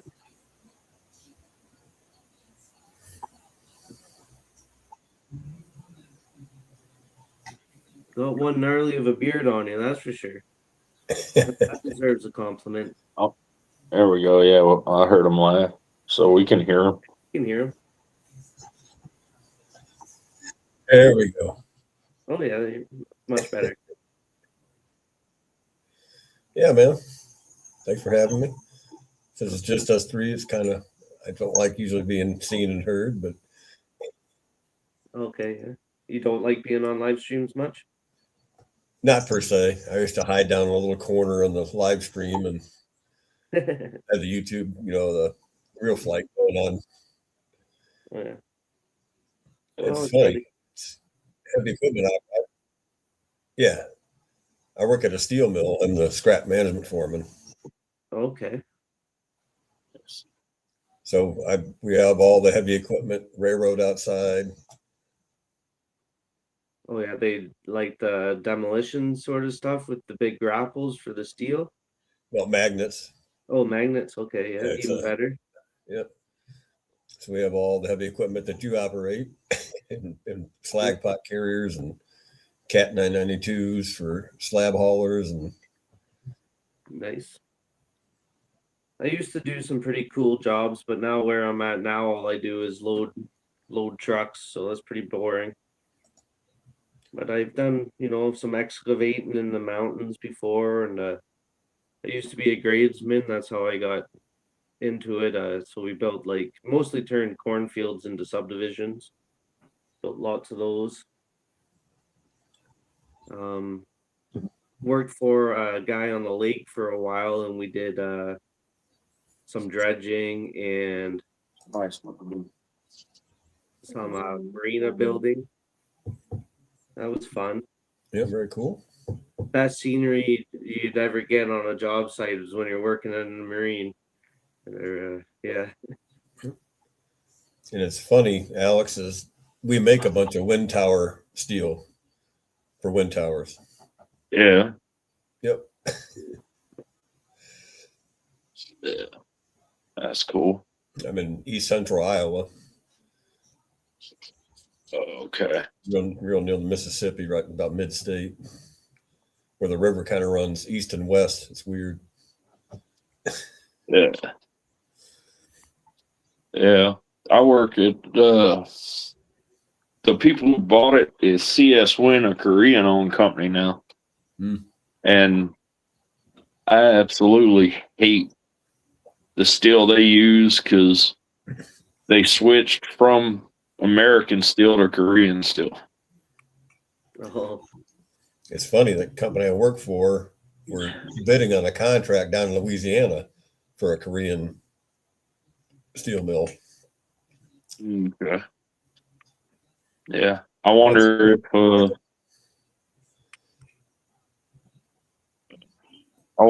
if that's, do you know if it's around Baton Rouge, Louisiana? Don't know, probably. I think it's a new mill. I think it's pretty new. It might be. We do steel mill services. We do everything outside the mill at the mill I'm at. We run the railroad. We have all the heavy equipment to do all the slag, all the scrap Yeah. handling, loading, unloading rail cars and scrap trucks. And I do take care of all the inventorying and IT systems. And Yeah. I can't remember what they call Pueblo, Colorado, but we have Evraz Yep. steel mill out here We're there. in Pueblo. We're there. Yeah. Harsco Metals. Yeah. We're Yeah. like in 130 some mills in 34 countries. Yeah. Yep. I'm wondering if I should go ahead and add extra shocks to this now. Once I put this on there, it doesn't really want to. That looks good, Rackham. Yeah, it does. It pretty well bottoms out the shocks though, so. You got preload on them? Okay, I could screw these all the way down because they're all the way up to the top. Yeah, so see what little preload works. But Yeah. Is that what preload means? yep. Yep.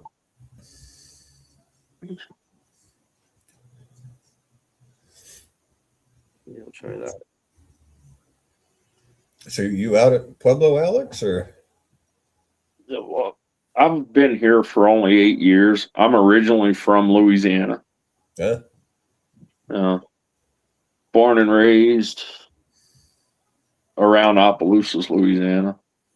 I was at Fort Polk for 8 years, 3 in the service and then 5 outside. And then I moved then I got out and started collecting data on weapon systems for a government contractor. And then I went to Fort Hood for about a year.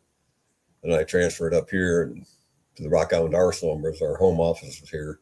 That was back in the 80s. Yeah. You ride a motorcycle? Yeah. Oh, fuck, I got a bunch of old- badass going down the road with that beard, I bet. I don't ride anymore. I've still got some. I still got some old BSAs and stuff that I've Oh, had for 40 years. That, I thought about getting mine out today. It was got up to like 16 degrees. yeesh. I'm not sure what that would be. Is that Celsius? Yeah. I'm not It'd be sure about what like that would be. 39, 38, something like that, maybe. Nice enough. Yeah. I haven't even fired it up, but yeah, I haven't got it out of winter storage.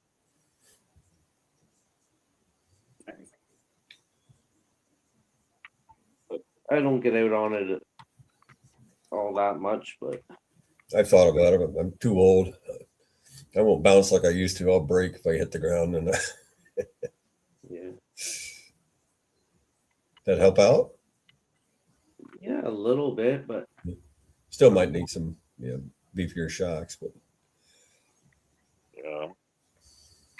probably not too bad. Like, Yeah. probably good enough to mount it. cool.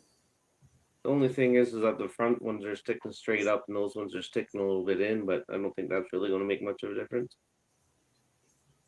Yeah. Like, Just crawling and stuff. Yeah. yeah, Yeah. well, it's You're not just- making a real badass performer out of that. it's So just a, I don't know, cute rig for fun, I guess. It looks good. yeah. Now we get to figure out what I want to do for. It should be fairly easy to mount this, though. It's only one thing. I haven't been out to Pueblo, Alex, but some of our other guys have at our site, there. Yeah. Yeah, I guess there's at the mill itself, there's not much around there. They say. No, the mill is, I guess, technically just outside the city limit. Well, no, the mill's not quite outside the city limits, but yeah, there ain't much here. Yeah. Yeah. It's the only thing I have to compare it to is kind of like Lafayette, Louisiana. Hmm. It's got the same square mileage footprint, but there's like 20,000 less people here than there is in Lafayette, Louisiana. It's kind of what everybody's telling me. There's just really not much out there that right around the mill. So a lot of them stay. I don't know if it's like 60 miles away or some hotel or what. Oh, geez, that's a long enough way to go to and from work and stay at a hotel. Yeah. May not be that far, but it's a trek to get it away. Better. I think there's not many hotels that close either. That Yeah. I can see, people who travel to different sites, staying up in Colorado Springs or Denver, which, couple hour ride to Denver. Yeah. It's a little bit better to stay up there. There's a lot more to do in those bigger cities. I bet. I always thought if I was staying down, I'd settle just for an RV right in the quarry. That's what I'm looking at. I'm about to retire here. Looking at getting a travel trailer. It's got a new truck and retire here pretty quick. And thinking of getting a travel trailer and cruising around and just chilling out and running RCs wherever I'm at. Nice.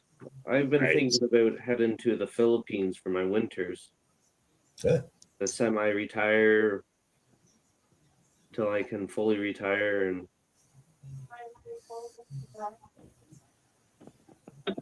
Where are you at in Canada, Reckham? I'm in southern Ontario, a small town called Lingham. All right, cool. Have you ever seen Letterkenny? No, No? I think you mentioned the other day, and the only thing Letterkenny I know is the Army Depot. Okay, yeah. It's a Canadian television show, but it's based out of a town that's just like 20 minutes away.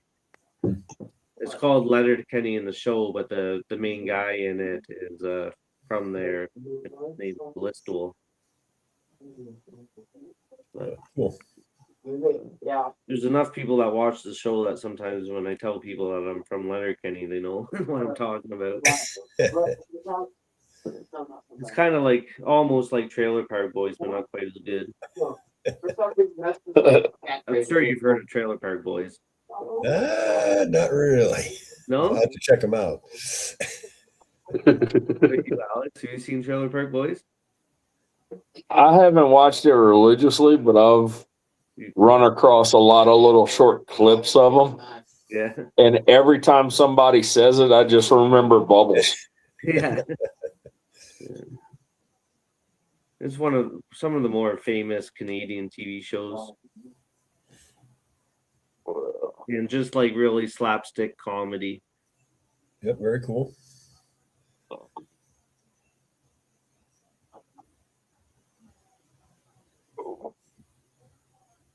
But I like it. My town has a population of 3,500 and it's getting too busy for me.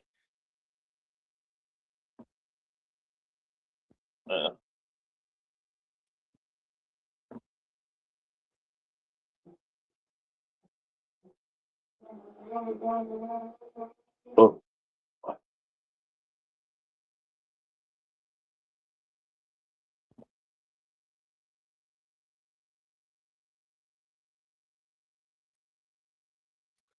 It was a lot quieter tonight.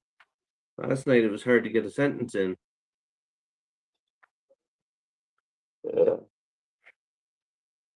Yeah, some of them get that way. Some of the lines do. That's all right. More entertaining, I guess.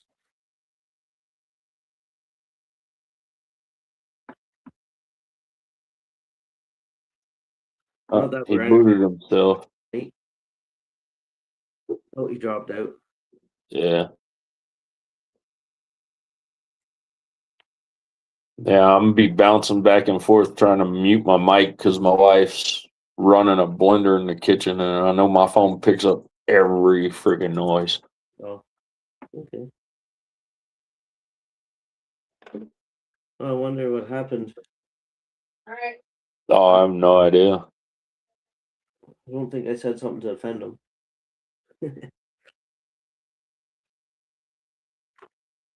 Maybe his phone died. Yeah, could be anything. I'm not sure though. That was cool for him to jump on, though. That's cool, but Yeah, definitely going to remember him now.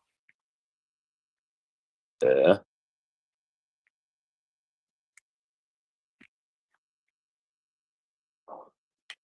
Wish I could grow a beard that sweet.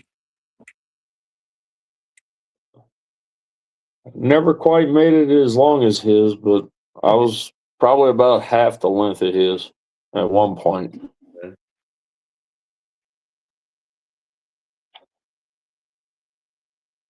Mine just all grows on my neck. One of those filthy neck bearders. Yeah. And then one more time.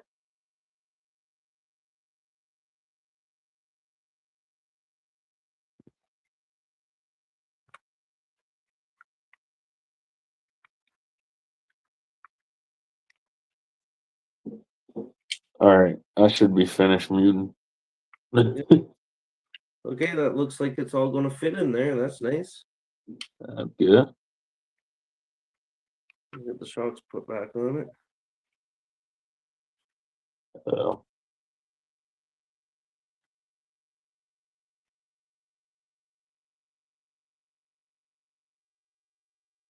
Yeah, once you figure out the wheel and tires and stuff and getting them mounted, then you could probably mess with your shocks a little bit more and determine if you need to throw a second spring on them to kind of help. Yeah, the second spring ain't going to move the shocks around that much, right?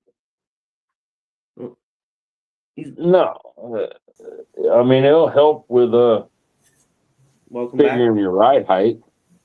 Yeah. Welcome back, Fred.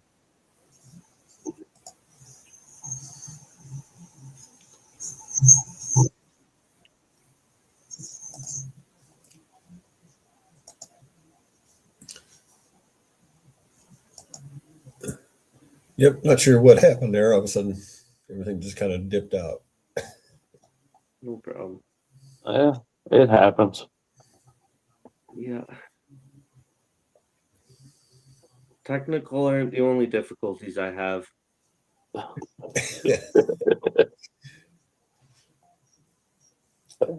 of live streaming is you never know what's going to happen. Yeah. It's getting pretty late. I should turn my fish tank lid off. It's already 11. Dang. Time flies when you're tinkering with toys, I guess. Yeah.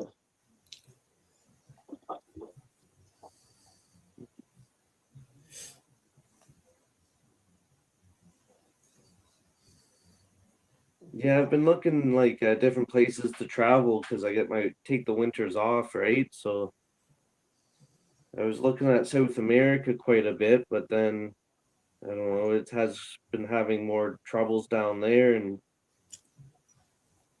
I don't know, I thought about maybe going and checking out Texas sometime. I thought that'd be cool.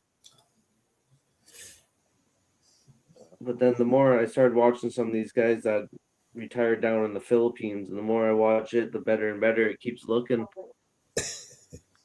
They got lots of RC cars, they got lots of shooting ranges, and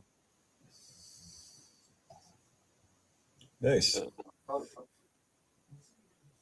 there's my two hobbies covered. And oh, and motorcycles, you can't live there without riding some sort of scooter or bike or something. The trifecta. Yeah. Yeah.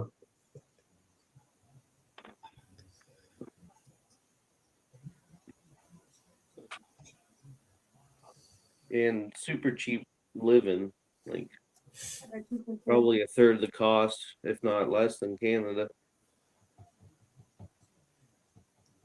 I see more and more people doing that, retiring Gabriel. overseas places. You give up a lot of stuff, but as far as the living and the standard of living is a little bit Well, I better. watched the guy breaking down his budget, and it's just like he said for the month he spent $150 on groceries and $150 going out to eat. I'm like, geez, I can't. It's a week. Yeah, I spend that a week. Yeah, Yeah.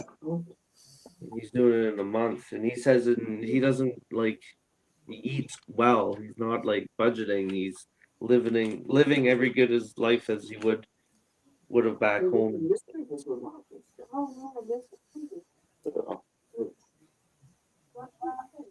Or at least go in advance, a little advanced trip and check it out. Yeah, yeah. See, that's what I'm saying. I get time off in the winter, so I'm not going to do there. I'll go maybe next winter. I'll maybe spend 2 or 3 months there. Maybe a couple months in other places if I can afford it. Nice. Be cool. These damn RCs are making me not afford it.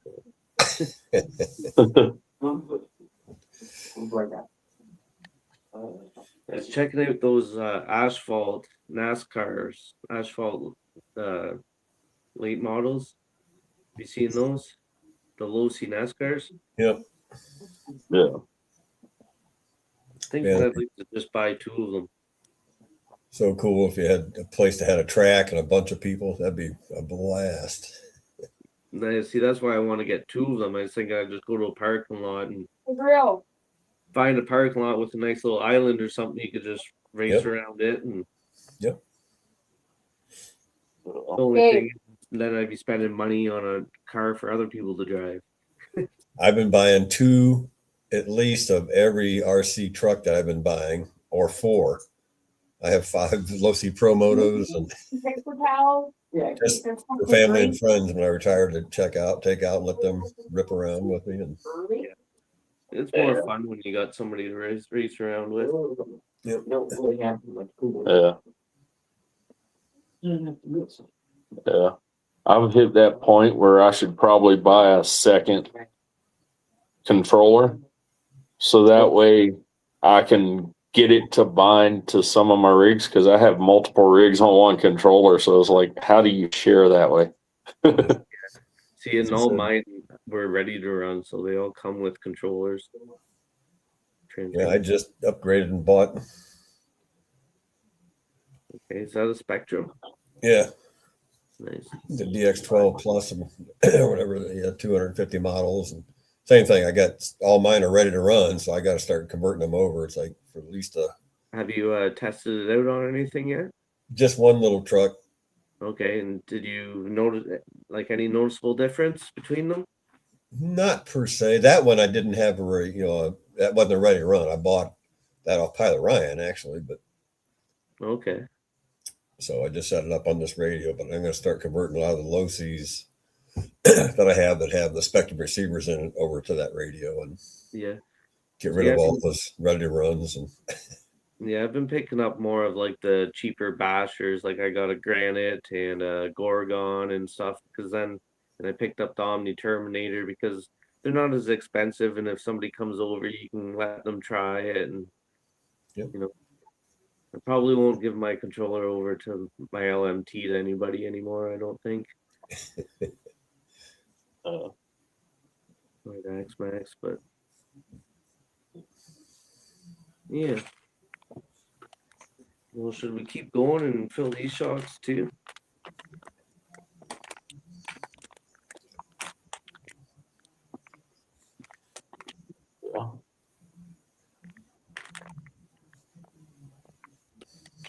nice.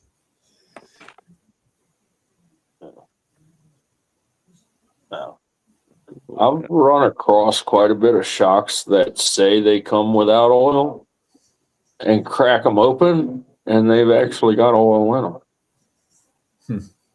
Well, like, I don't know enough about what they're supposed to, how they're. That looks fairly soft, doesn't it? It's pretty springy. Yeah. Yeah, that looks like it might be dry with just maybe a little bit of assembly lube in it.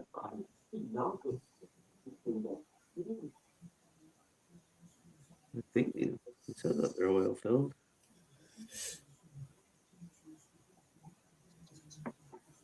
Might need something to get them apart.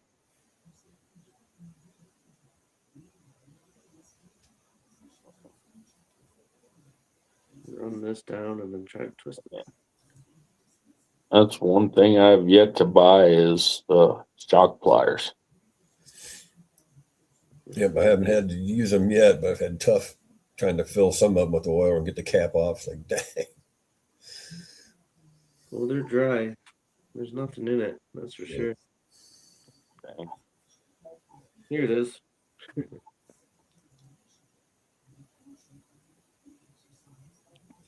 I took a little piece of just foam and just took a knife. I made a little shock tower so I could stand them up in there and fill them up. And works pretty good. Yeah. Yeah, I'm hoping this won't be too bad just to dump it in.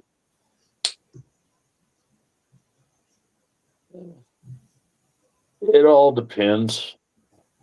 Like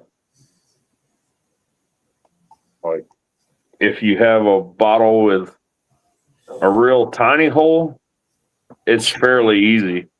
But if your hobby shop has some of the older bottles, that hole's the exact same size as a 24 scale shock, so it's really hard to fill.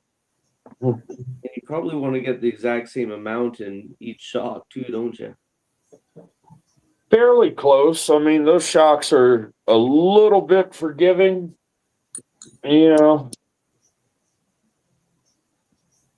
You can be just a little bit off and you won't really notice it too big of a difference. But if you're, a quarter of the shock off each other, you'll notice a difference.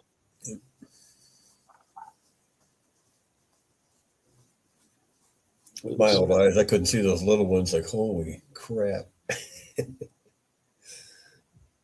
Yeah.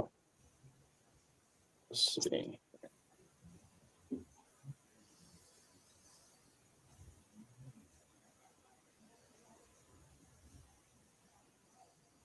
My eyes are going blurry. See? Well, I think that looks good. I can't see, but it looks good.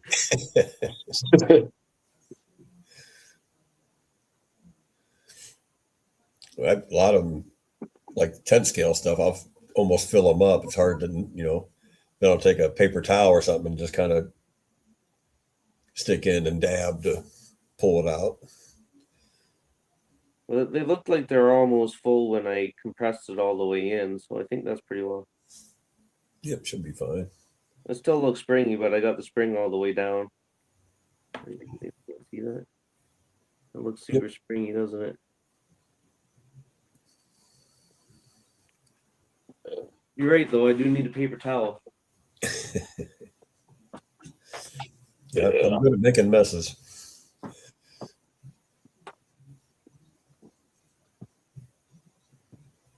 I tried to do 5 shocks or 5 drops, so that's what my aim. Yeah. Yeah. I have a set of shocks right here in front of me that I've put oil in, and I have no idea if you're going to be able to see it at all, but Slow release, yeah. this shock is just a little bit slower than that one. So this one's got probably just a hair too much oil in it. I'm going to have to open it up and dab a paper towel in it, get a little bit out to let it speed itself up to be the same as the other 3. But that's typically how my shock building goes. One of them's always just a little bit off. I'm sure the manufacturer, everything's not 100% either, between the cylinder. Yeah. Trying to compare the one I got oil into to the one I don't have oil into. The one I got oil into springs out way faster. Huh. Not how it's supposed to work, is it? Or did I get them mixed up? Maybe I got them mixed up.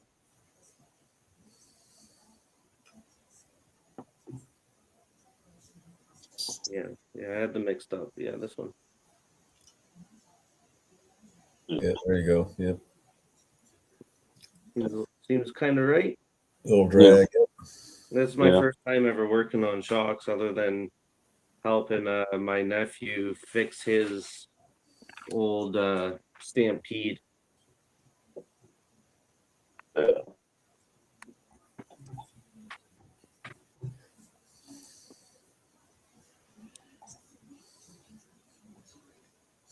that doesn't feel too bad.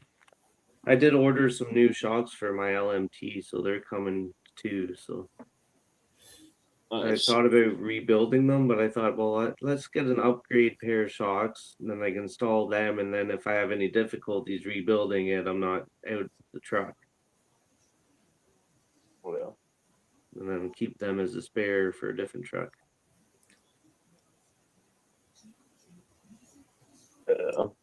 They were only in the Amazon special, $60 for all 4 shocks. All aluminum.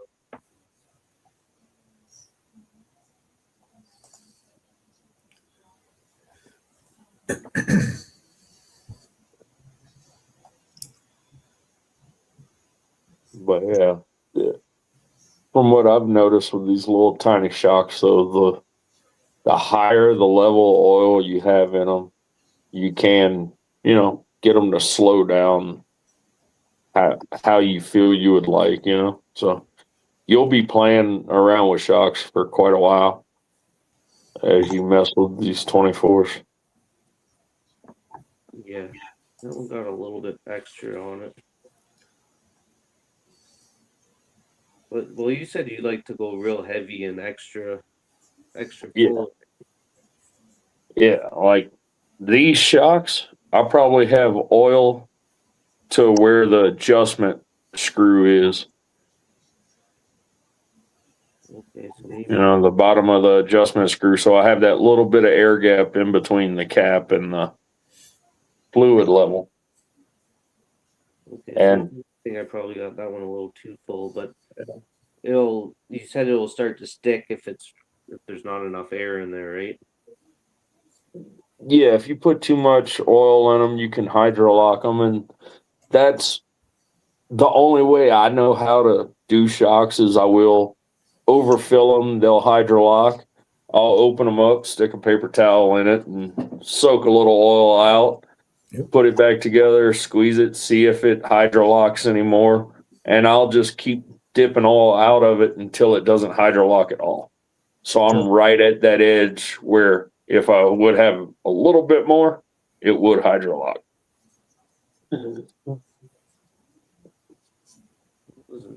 Basically what I do.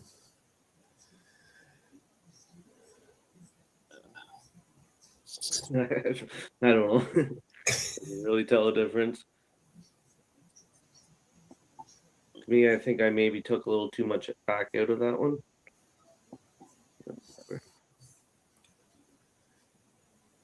So, play around with it and see, like you said, right? Oh yeah, that's the fun of it. Messing around with it, seeing what you like. Set it up one way, get them as close as you can to each other, put it on a rig, test it out for a few days, and then tear it back down and do some more adjustments. I mean, heck, that's like this rig right here was my first SCX 24 I bought, and Nice. just learning on it. It's been through probably about 6 to 7 different iterations, shock wise, axle wise, motor wise, electronics wise. And that's probably how they breed so quick.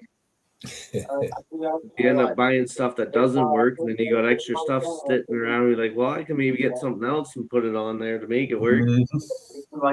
Yeah. Well, it's like this rig right here.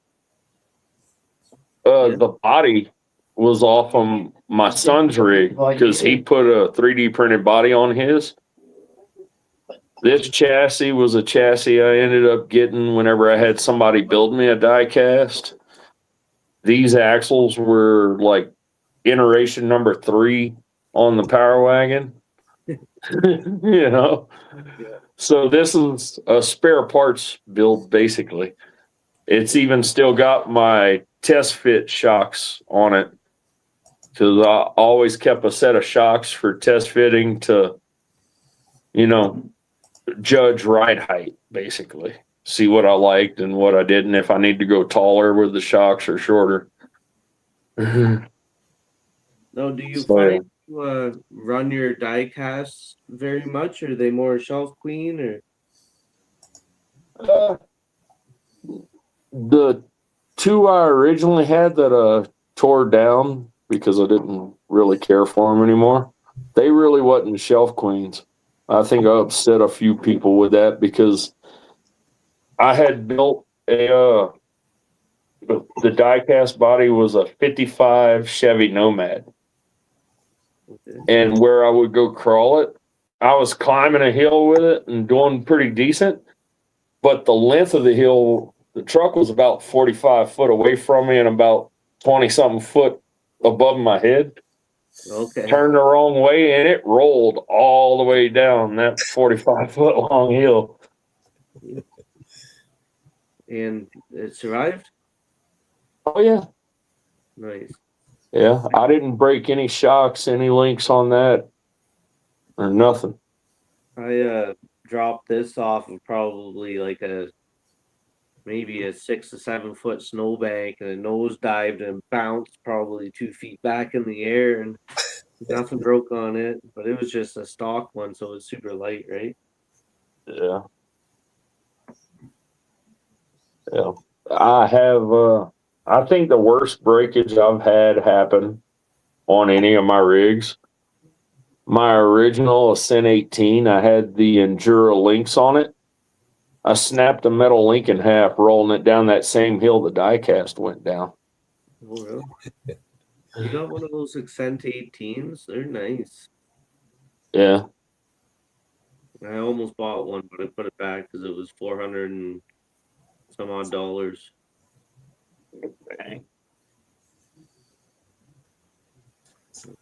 Yeah. Probably got near that in this thing. But at least it's a build instead of just a ready to run, right? Yeah.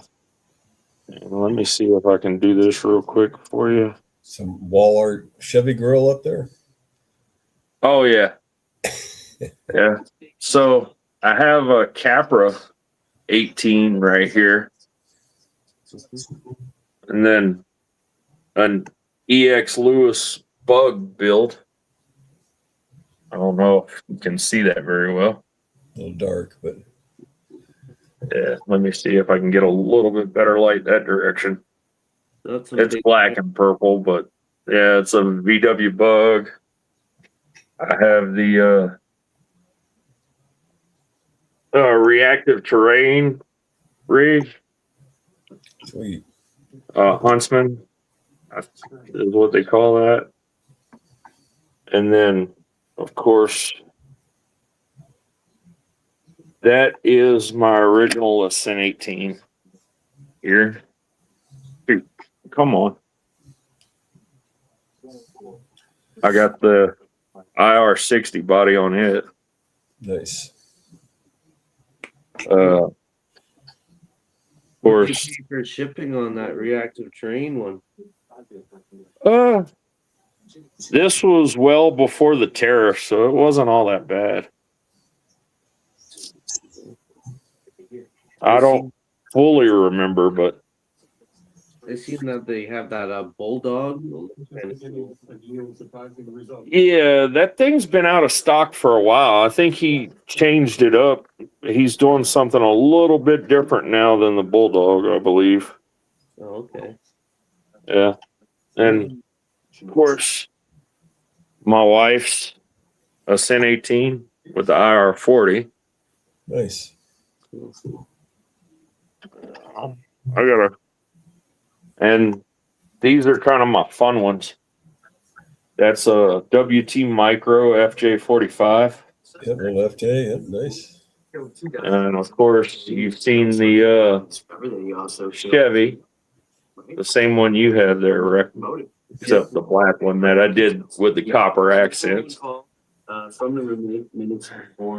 that is the die cast that I've been working on.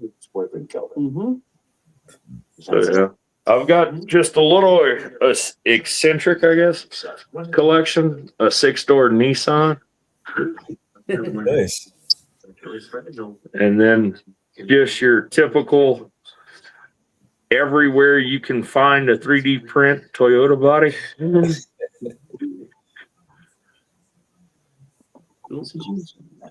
But yeah, Very nice. yeah, that. Go ahead. Sorry. So they've been reproducing. Oh yeah, definitely. But yeah, that grill right there above me. Yep. Whenever I bought my 97 Chevy, I was converting it from the work truck grill to the actual quad headlight. And I couldn't pass that grill up because I found it on Marketplace for $50 after I already did the conversion.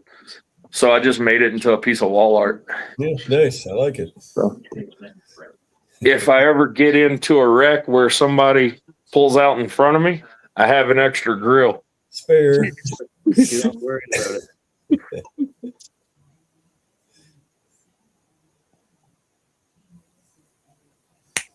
Oh, shouldn't have done. Let's clean his eyes open.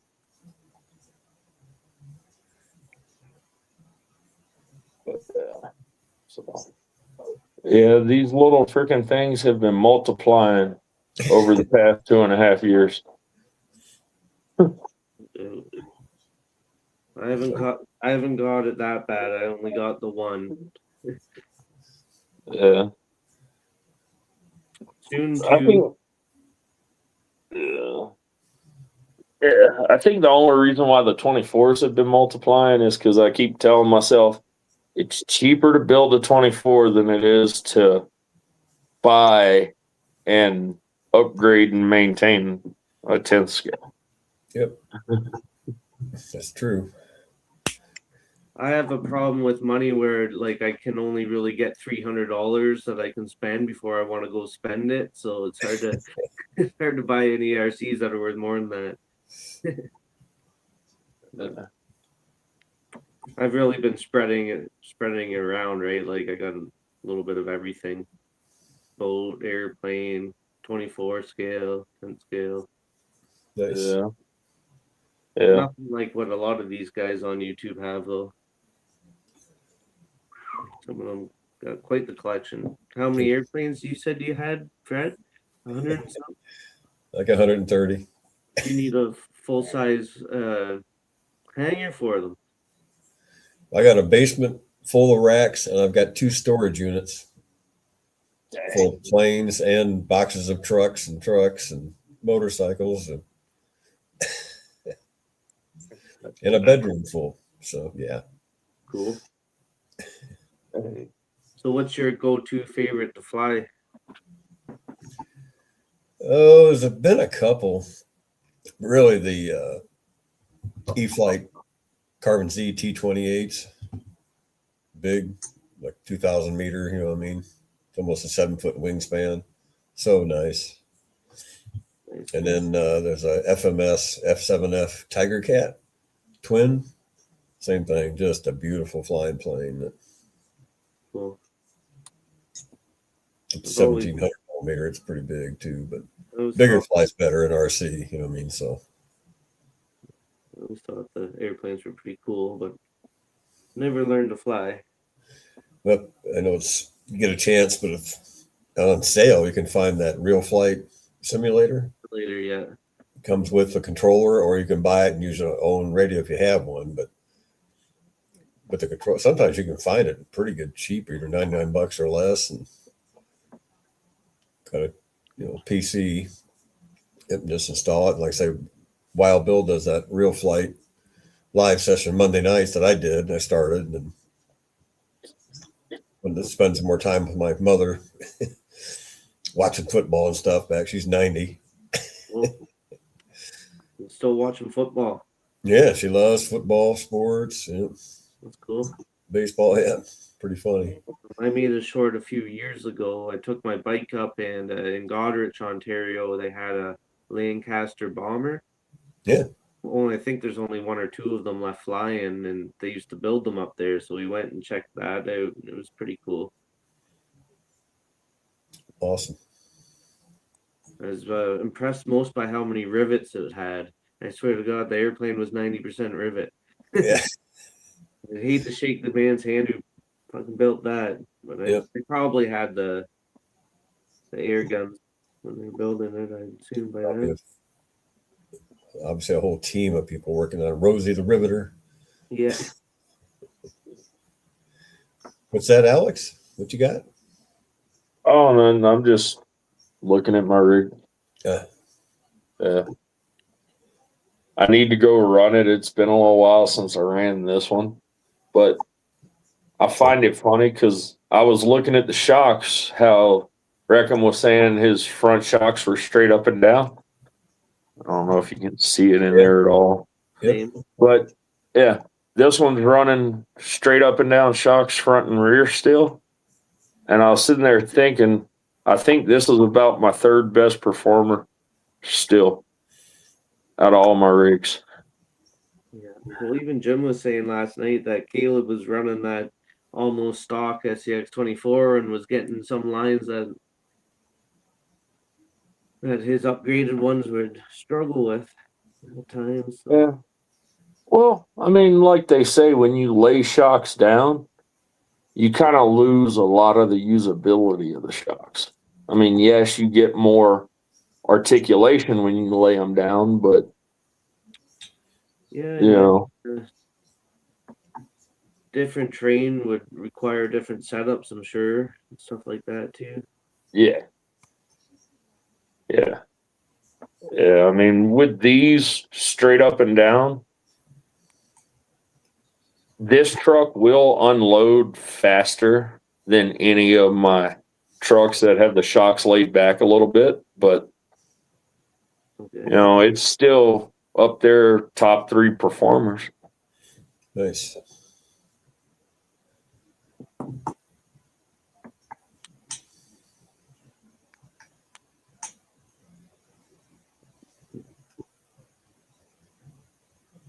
Maybe should have waited until tomorrow and took a Dremel to this, but maybe work.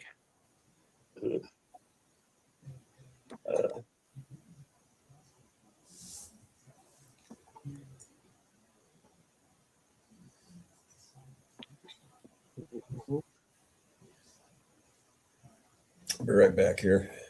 Yep.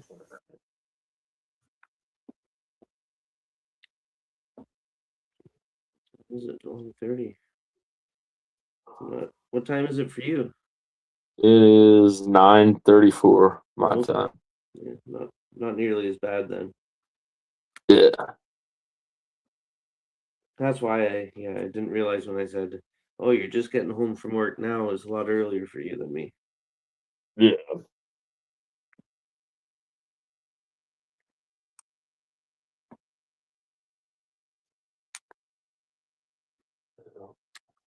Well, it would have been nice if we got a few more people hanging out in this live, but can't really complain. This is like my second or third time doing it, so the fact anybody wants to join me is pretty cool. Yeah. You'll find your groove. You'll find which days you'll have more people watching and which days you're available to do lives and stuff as your schedules change with work and Yeah, and all hopefully that. keep the channel growing and Oh yeah. you get more people interested. Yeah.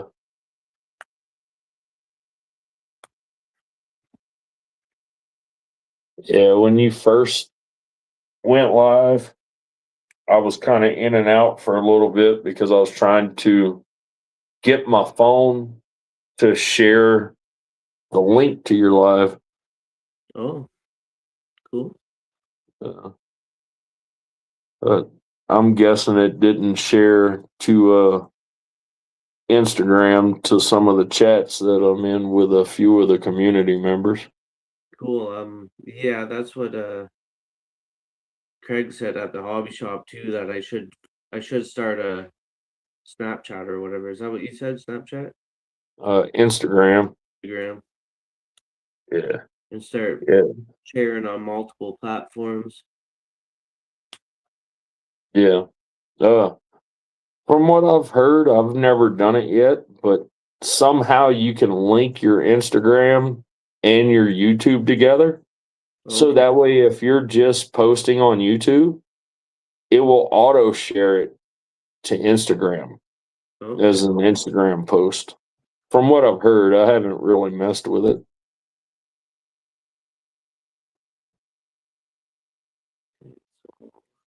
here. Really, that doesn't give you a whole lot of room for anything in there. I might have to take these whole back clamps off. Let's try and save them. You probably can't see what I'm doing.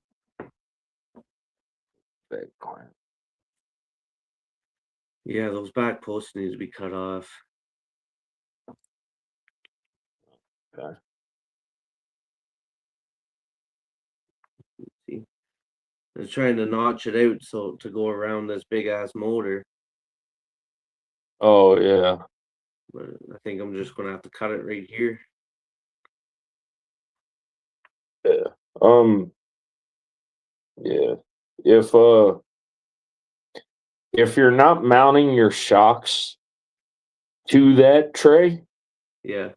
in the stock location, you should be good with just having the two screws. But once you cut off the back two screws, I wouldn't attempt to mount any shocks to that after that because it's just going to pivot.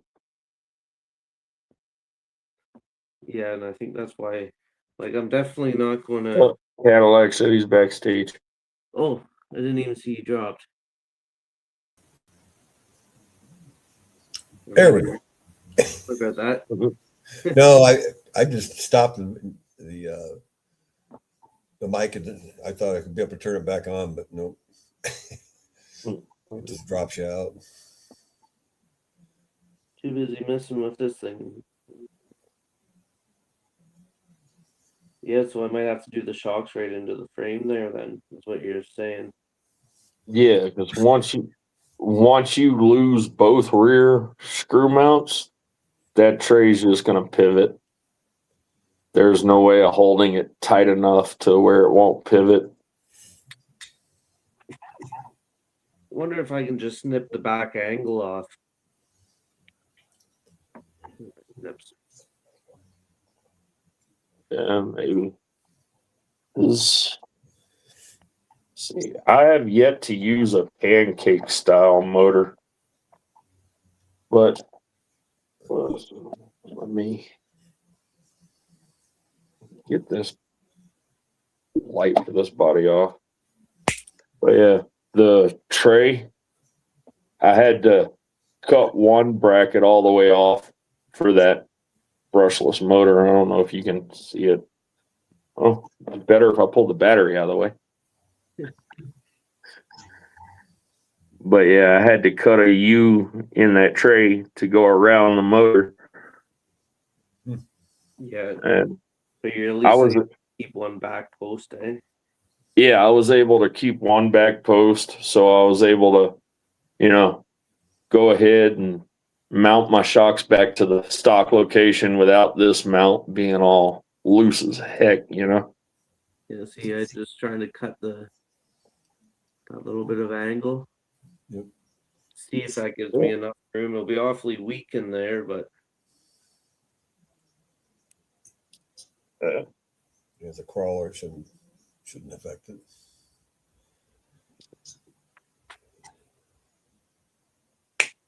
But if you ever get to a point where you put some money into a motor and ESC combo, the VTEC system I have in this is the absolute quietest brushless setup I've ever had.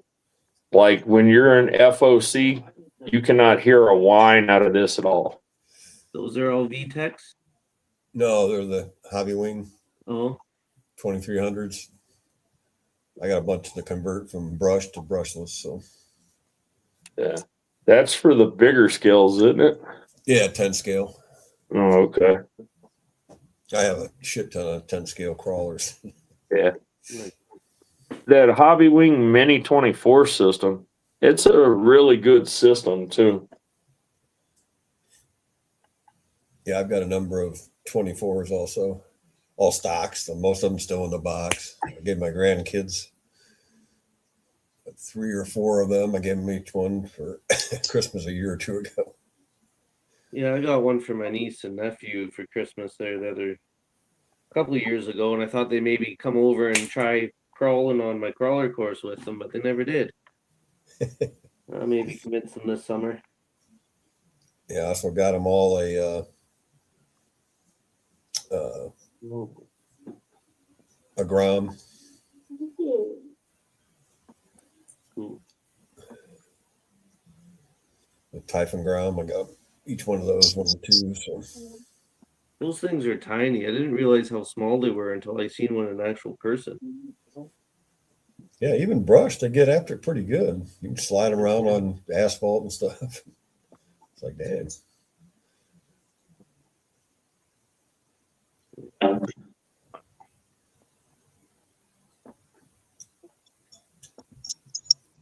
Oh, I think I got it to work. Just barely. Nice. Midget of space in between. Nice. Yeah. Let's see how long it lasts, but I guess if a little piece of the plastic cracks or whatever, I can always super glue and baking soda it. Hey, Max Paul, welcome back. Nice to have you. On a half day.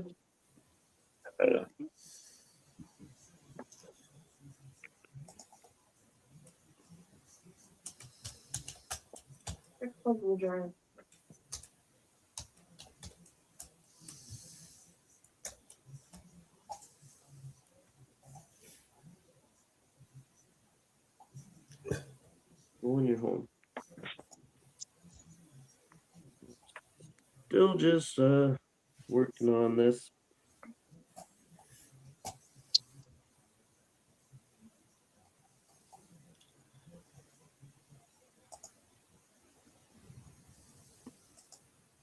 And that's going back in the C10, ain't it? Yeah, yeah. This is back to the C10 chassis. You do have enough room in the cab to where it This, yeah, won't hit the cow, huh? yeah. I already checked that. Oh, okay. At least I thought I did. Yeah, because I don't have the posts on there. Right? Oh, I don't have the posts on it. Yeah. But I am gonna have to figure out where I'm gonna mount this and that big honking receiver I got for it. Yeah.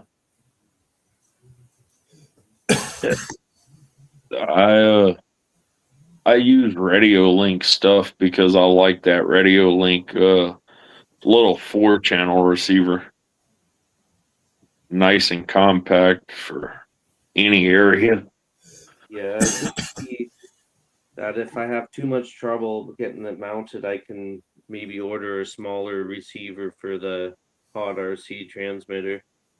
I think it came with like an 8-channel, so I think they have like a 4-channel or something too. Yeah. Yeah. Let's see.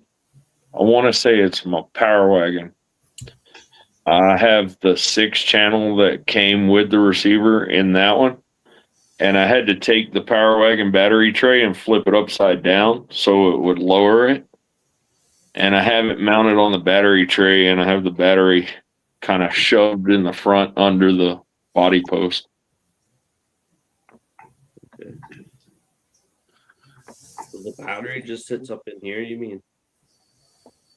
Yeah, because the Power Wagon, instead of having the 2 single posts like the C10 does, it's got the flat body mount tray because it was a Velcro mount originally. Okay, yeah, that's what this chassis came with, was one of the flat ones. Like that there. Yeah. Yeah, and I have the body mount set at just the right height to where it just slides right in above the motor and everything, doesn't touch the motor. Nice. I think out of all my builds, that's the only rig that I have everything in between the chassis rails, the battery, the receiver, the ESC. I don't have anything sitting outside of the chassis rails. Yeah, I guess if I have trouble getting this stuff all in, I can get those little side rails and mount stuff there, right? Yeah.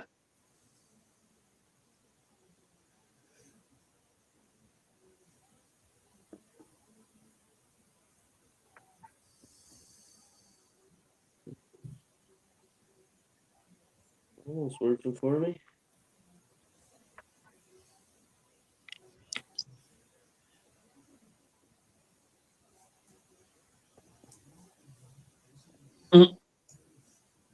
Max Paul just did 24 scale rock lights, easy to hide in 10 scale. Yeah.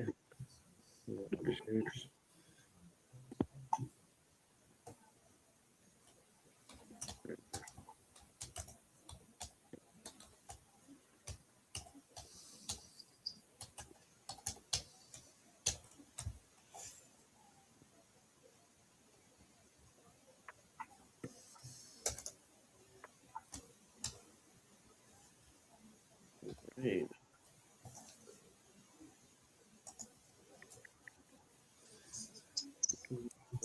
Nice.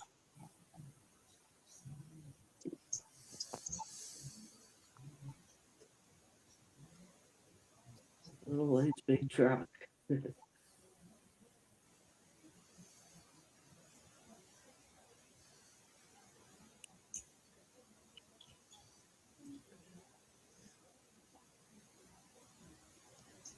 Well, I guess tomorrow's Friday, isn't it? Yeah. It's always nice.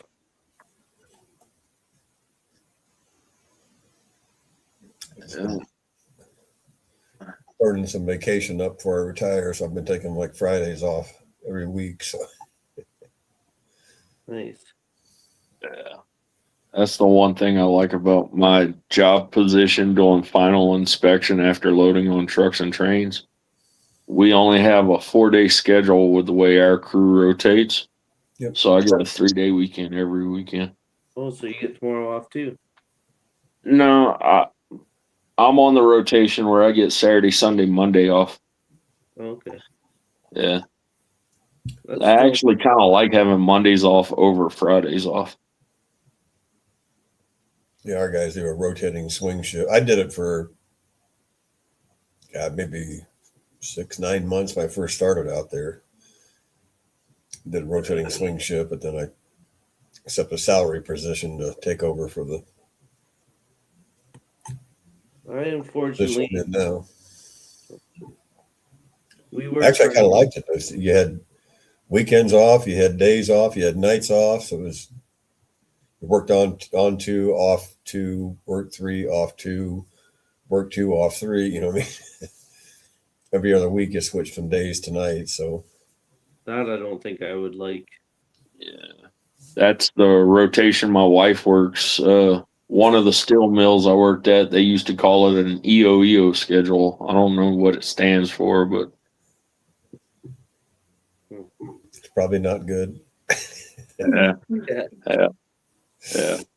Yeah, I work on a 3-man crew, so I work Tuesday through Friday. One of my other coworkers works Monday through Thursday, and the third coworker works Monday, Tuesday, Thursday, Friday. So he's the only one that doesn't get a 3-day straight weekend.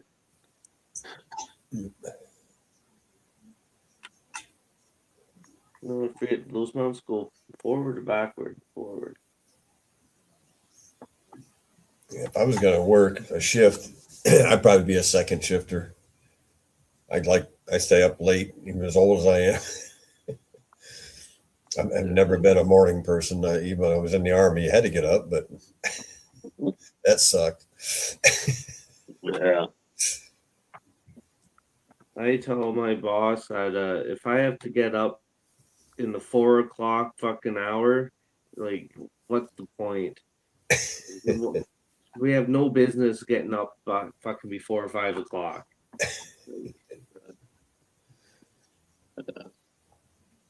I guess I've just gotten used to it over the years because I've been in the non-destructive testing industry for 20 years. So my schedule's always been up anywhere from 1 a.m. to 4 a.m., depending on what job I'm doing or whatever, you know. I find if I wake up during what I guess they call REM sleep, I'll be like sleepwalking for half the day.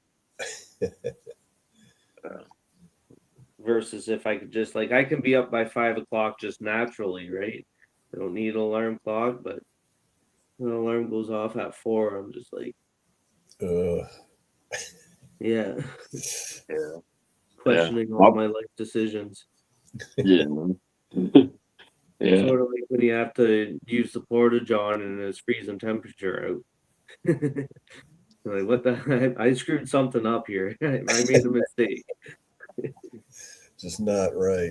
Yeah, I remember the one time I was in the porta john and halfway through my business, next thing I know, there's a big wasp nest up there. Oh, I came shooting out of that fucking outhouse with about 3 fucking stings and my pants around my fucking ankles. Oh man. So now I check. I learned my lesson. I just take a little look around, make sure I don't hear any buzzing. Yeah.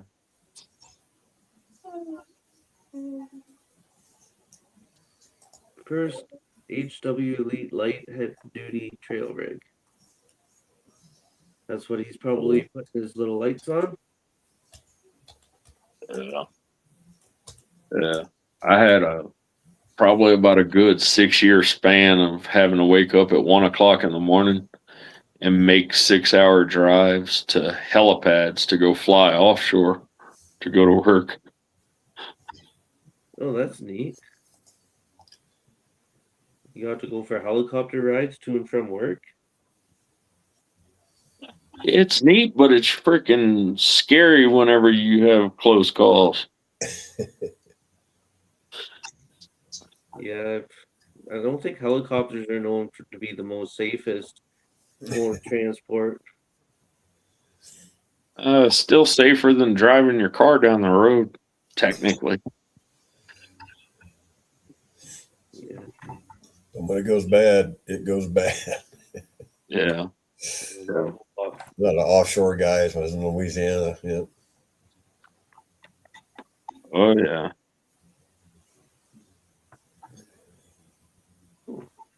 That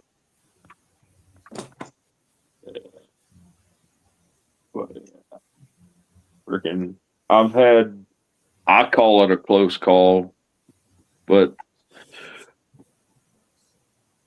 we had to have a helicopter make a special trip out to come get me and my coworker because we was done with the job early.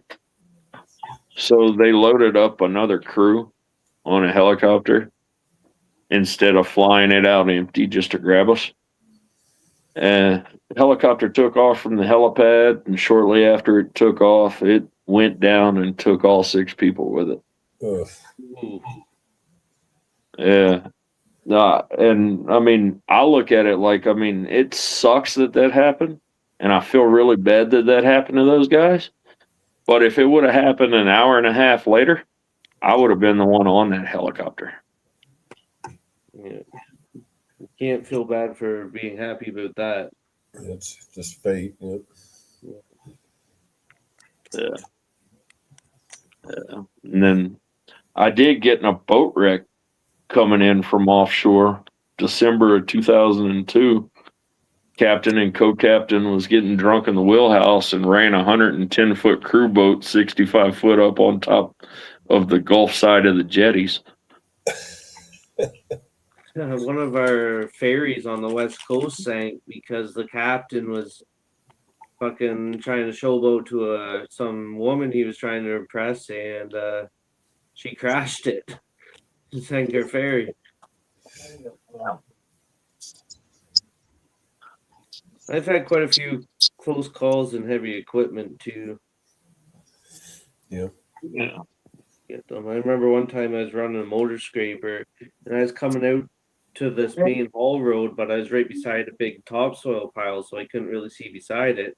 And another guy was coming at me and he slowed down, so I thought he was giving me the right of way. Well, as soon as I popped that cab out in front around that topsoil pile, I could see another fucking TRX 24 coming straight at me. They have 2 Detroit diesel engines in them. Probably weigh, I don't know what they weigh loaded, but it's shitload. And he was coming at me. I didn't have enough time to put it in reverse, so I just fucking turned the steering wheel to the right and they pivot right behind the cab and just pivoted my cab fucking 90 degrees and it just fucking flew right past me. Right on the other side of the haul road, there's a bunch of the foreman pickups were fucking parked there, so he couldn't swerve around either. Hey. It was a close call. That's on more than like phone. Is it old phone time? What time, Alex? Got so good. Spotlight. Getting up. I think he's talking about getting up early. Oh yeah, Yeah. nice. Like phone. Oh, it's kind of an old phone. Well, Yeah. I've seen some fairly horrific shit in my time with what I do. Yeah, we've had a lot of number of bad accidents, but really, luckily, nobody got hurt per se. I mean, Yeah. the mill I'm at, there's been, I don't know, 4 or 5 at least fatalities over 29 years I've been there. So, Yeah. been fortunate under some guys who stepped on the knuckles of some flat cars and told the locomotives to push and didn't realize there were, cushioning spring-loaded knuckles and came together and just crushed their foot between the knuckle and the car. Yeah. Yeah. Yeah. The trains we load at work, we cannot go within 100 yards of the train until the tracks blue. which means the engine's disconnected, all the brakes are locked, and Yep. the engine's not even on the same track anymore. Yep. We have lockout tag. I mean, that was years and years and years ago. So since then, we put a lot of other safeguards in place to make sure the track's locked out, and all of them have to have their lockout and take their lockout manually before they call for the switch, and locos come in to tie in. And yep.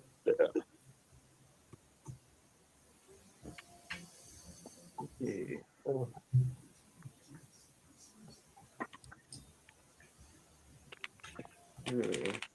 I thought these came with screws, and they did. I'm gonna have to clean my area up because I'm losing everything.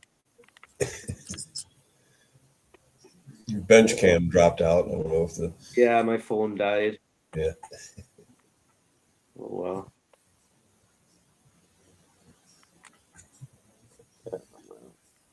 Oh, we got a couple people hanging out still. That's pretty sweet. That's good. You'll have to just believe me that I'm still working on it now. Yeah. I'm just glad to say I've been very fortunate not to get severely freaking hurt in the oil field industry. Only thing I've ever had happen was I did snap my wrist in half. Yikes. Yeah. And that was at fault of a confined space entry crew.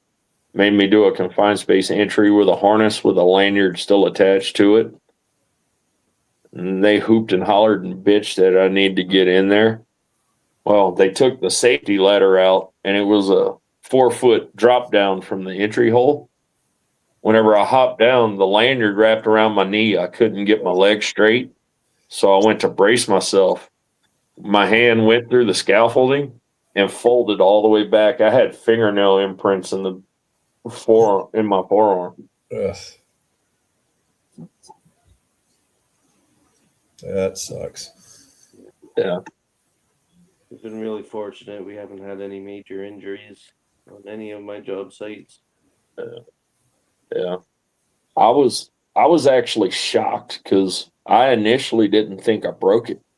I didn't realize I had fingernail imprints in my forearm at the time neither. So I actually still worked for 6.5 hours climbing 220-foot towers with a broken wrist. Oh man, that would be sore. You kind of like put a lot of pressure on your wrist doing that. Yeah. I think it's one of the things that actually saved me from needing a second plate and more screws. As they told me with the way I was handling my wrist and moving it around, that the bone on this side, I kept Realigned. all the fragments in place. So they was able to just let that heal naturally, but this one, a couple of the fragments didn't stay in place. So I have a plate and 10 screws in that one.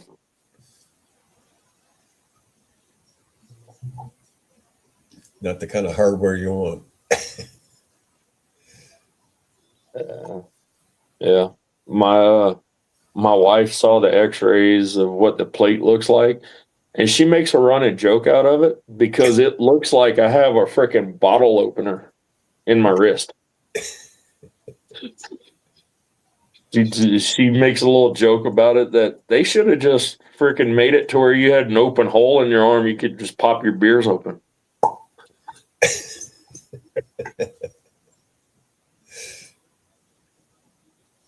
I would definitely be turning a negative into a positive. So, yeah. I've got a torn up body, but I've only got one broken bone from my industry.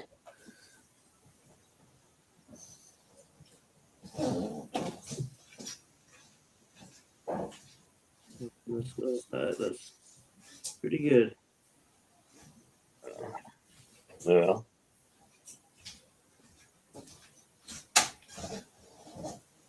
I pretty well just got a really bad back.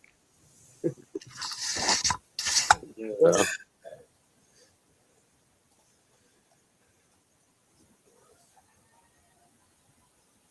Yeah, I think the thing that basically took my knees out was trying to swing from platforms onto boats in rough seas. Because a boat, when it's coming up to meet you, isn't very forgiving whenever it meets you when you're swinging onto it. I like seeing those the mail getters off the boats. Yeah. Bail out and dash down to grab the box.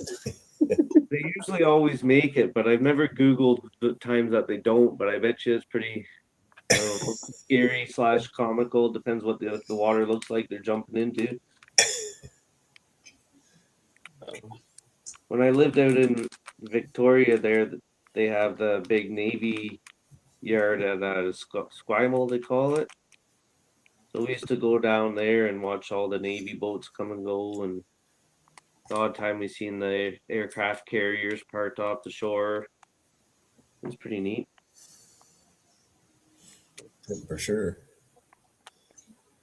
I remember the one time there was one of those dragon boats that was rowing a little too close to them. Next thing you know, all those little dinghies come flying towards them. That's close enough. You don't get to come any closer. Okay.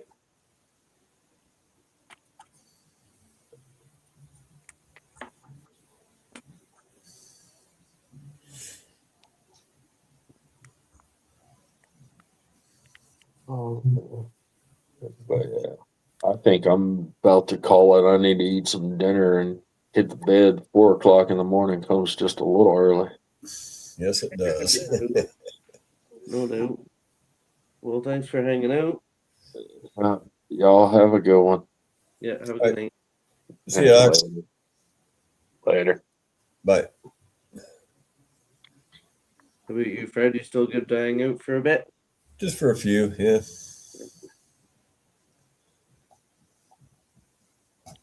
Right on. Got YouTube here. Yeah, a couple hanging still. Yeah. Cool. What's that? Oh, just check out the YouTube Oh yeah. Right. stream. And we'll see a couple hanging out with us.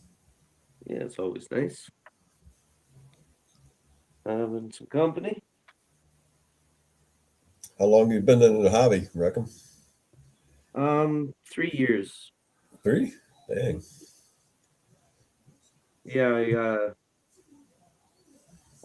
my nephew got just a cheap RC car there, like I think it was a deer RC, so not quite a hobby, not a little bit better than the toy grade and stuff, and he wouldn't let me play with it, so I thought, well, I better go buy my own. And then I picked one up and we took little videos of hitting some jumps with it or something, and he was like, "Oh, you should put that on YouTube." So I thought, "Oh, maybe I'll make a YouTube video and or a channel and put it up." And then after that, I kind of discovered all the YouTube community and the hobby. Yep. Just kind of slowly got deeper and deeper into it. Very cool. Yeah.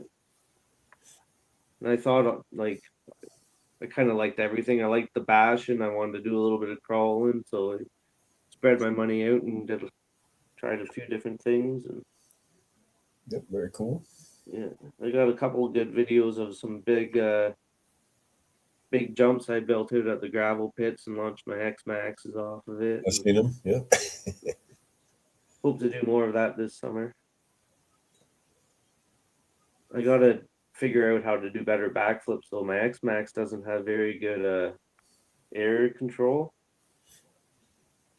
I bought it used, so I don't really know what he all did to it before I got it.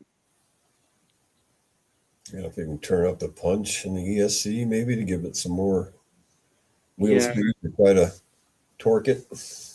Yeah, it's either that or like the diff oil or something. They say can make a difference, and tires will make a difference. Yeah. But I don't think I have the belt tires. I think I got the normal tires.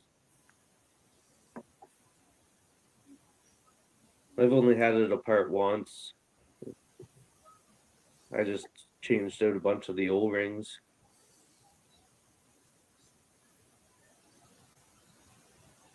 Or the O-rings, I mean the bearings, or Yep. Yeah, I haven't got any bashers per se. That's something I might get a small one or something to mess around with. yeah. So I started out, it was about 13 years ago. My oldest grandson got a little ultralight helicopter for Christmas. And between him and me and my daughter and son-in-law, we all just had a blast flying that thing in the house, trying to land it on whatever. And Oh yeah. yeah, we went to a hobby store and they had these little helicopters, that little IR. You could fight with them. The same thing, just little ultralights and little infrared. You could shoot each other down, and it's like, How do you shoot each other down? Like they have yeah, red lasers? they light each other. Yeah, we just kind of shut the motor on, they shake and just lose power and drop down. Oh, that's cool. I've never seen that before. Yeah, That would be fun. and then her brother-in-law was a pilot up in Oshkosh. She Okay. lives up in Oshkosh, Wisconsin, and he's a pilot. And he had a little Hobby Zone Super Champ, and it was electric. And I didn't know it made electric planes. As a kid, I heard the gassers, at the parks and stuff. You'd see fly around the Ocox planes, and Okay, yeah. I didn't know they had electric. And I saw that she sent me a video. It's like, holy crap, that is cool. So that's when I got into it. And I got that, and then crashed it a bunch of times and bought the nose cowling and different wings and something. So then I learned about the simulator Real Flight. So I ended up buying a older version of Real Flight and flying the simulator to train, you know what I mean? And Yeah. and just went head first into the hobby. Hard not to. Sometimes. Yeah. Like I said, when I was a kid, I always wanted to, and then never did. And finally had the time, and the technology was cool, and with the battery rather than the fuel and everything. And Yeah. Yeah. The electric was a big part of what drew me in. I didn't have to mess with a little motor. Yep. I cursed out my weed eater too many times. I'm an operator, I'm not a mechanic. Yeah. Anytime I'd break a machine, I'd go park it and jump in a different one. That's why I said I got a lot to learn on the surface side, and to, apply and install upgrades and do some customization. And I got a 3D printer, maybe looking at 3D printing some bodies. And Okay, have you done much with your 3D printer yet? not a whole lot, but that kind of stuff, or anything really. That's what I got it again for when I retire, something to putz around with. And Yeah, seem like they'd be pretty cool. Yep. I don't think I'll be getting into it. It's another one of those things that gotta pick and choose with my hobbies, Yep, absolutely. Can't afford them all, much as I'd like to. Yep. I do think I would like to pick up two of those asphalt late model low season, so I can race them around though. If I buy any more RC trucks this year, I think that's probably what it'd be. Yep, they are cool, with different bodies. And again, if I had a number of guys, or even just a couple, you know what I mean, and Yeah. or like you say, race around a little island in a parking lot or somewhere, a little oval, and that'd be a blast. Or I thought about getting just those cheap fold out tables instead of setting them up, just setting them on the ground in the parking lot. And racing around them. Yep, there you go. Maybe do like a little painting on it for my YouTube channel, and then if people come by and want to try it, I'd be like, well, $10 to try a race, or subscribers get to try for free. Yep, there you go. Be a way to Get an extra subscriber or two. Yep.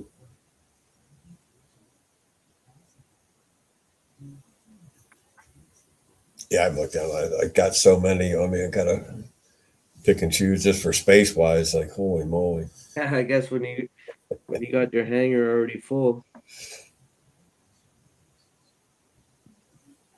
That's why I bought a lot of that stuff when it was either going on clearance, you know what I mean? Because they were going to Yeah. discontinue it or on sale. And so no hurry or anything. So I just been knowing that the end's coming to work and spend money and retire. It's like, take advantage of it, get stuff a little cheaper. Yeah. And they're every bit as good as Yeah. when you pay full price for them. Before the tariffs and increases came, kind of saw that coming. So I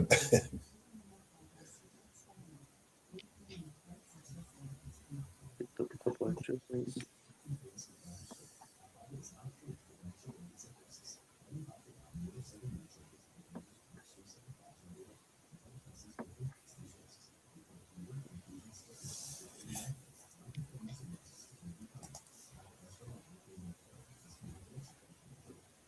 Yeah, I used to watch RC Sailors. I don't know if you're familiar with them, but I yeah, watched back in them. the day, yeah. That's who convinced me to buy my first little airplane. Yep, I watched them back in the day, yeah. Yeah, I haven't seen much of them lately, but usually now if I watch RC videos, it's usually people that are who I've subscribed to that more from hanging out in the lives than anything. Yep. Yeah, anymore it's a lot of the influencers, you know what I mean? This has kind of been kind of a terrible takeover of the hobby. Oh, what's that? The influencers that come in, you know, between them, the Oh, RC yeah. sailors and other people, and it's like Yeah. rather watch, you know, real people and what they like and what they do, and rather than what, you know, somebody's trying to be a spokesman for a manufacturer. Or, Yeah.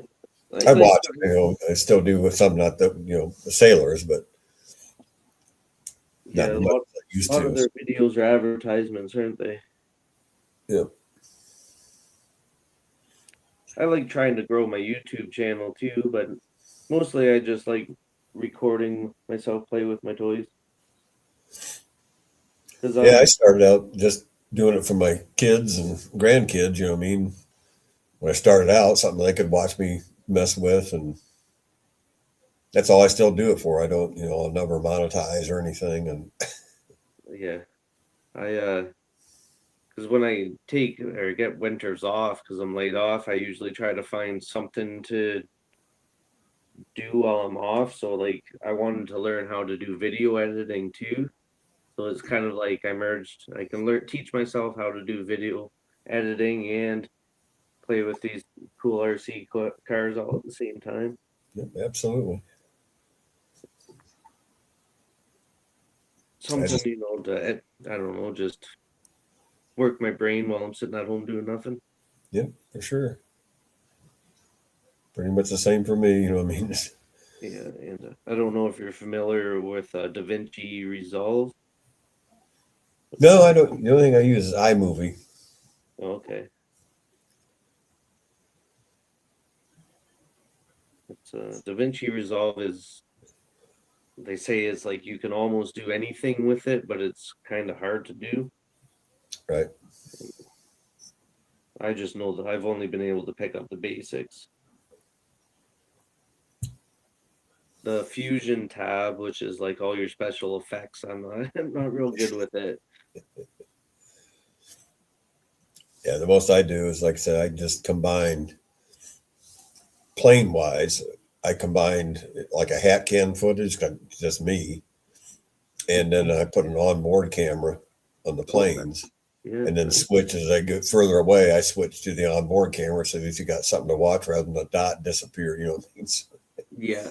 And I don't like to talk or be seen in my videos, so I pretty much put music on almost all my videos, you know what I mean? Especially those because there's no sound, you know what I mean? It's a GoPro and a case, so there's hardly any sound on it. Yeah.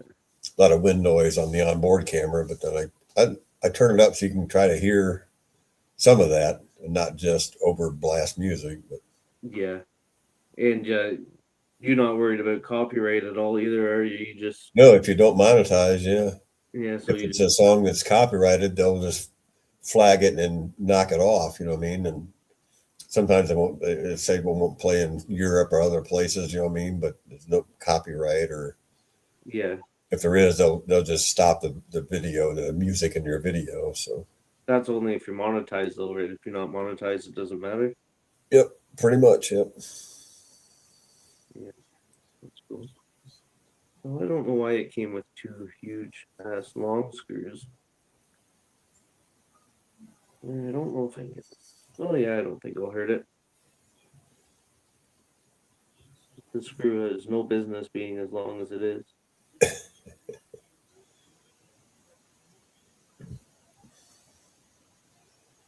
Yeah, I bought a whole bunch of screw kits and stuff for axials to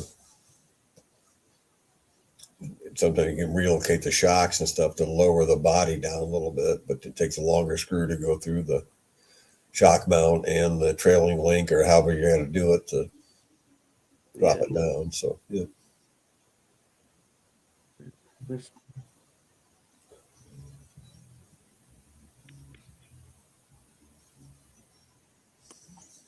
Yeah, so like the last couple weeks, I decided I was going to try to put some more effort into my channel and make some more videos, and I haven't really been doing a whole lot, but I think I almost just set my goal. I want to try to hit that monetizing just to say that I can. It's just like if I can do it or not. Yep. No, it's not long. That's cool. I just don't like to, I just myself, I don't like to watch myself or hear myself in videos. So I just put the music in as something to, kill the dead air when it's flying away. Yeah. That means that this live is a rare exclusive then. Yeah, that's why I said, because just a couple of it's kind of, Yeah. Yeah, and I'm sure everybody that's there's Osborne. How's it going? stuff I was Everybody born. that you've seen jumped in, you probably recognize or know from already. A few from other channels, yeah. Mhm.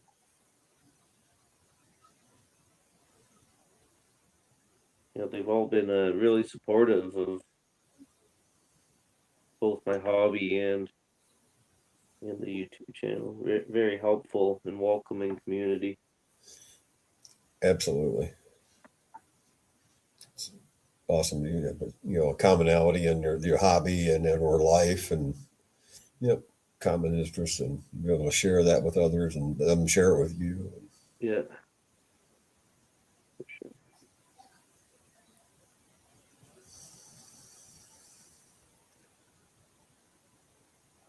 And they probably saved me a lot of money by steering me in the right direction too. 'Cause Absolutely. that's the biggest thing I have. Like when I'm looking for parts and stuff, I'm always double guessing. Like, is this going to work? I don't know, 100% sure. I don't want to waste money if I can't use it. And like I said, I got a lot to learn myself. But And I was so afraid to dig into my X Max. I'm like, am I going to get this thing apart and never be able to put it back together? I said jokingly, I'd just videotape it and then watch it backwards to put Yeah. it back. Oh yeah, I've already found myself going back to look at my past videos to remember things. What was that? I don't know. Oh, I can check it out in my video. There you go.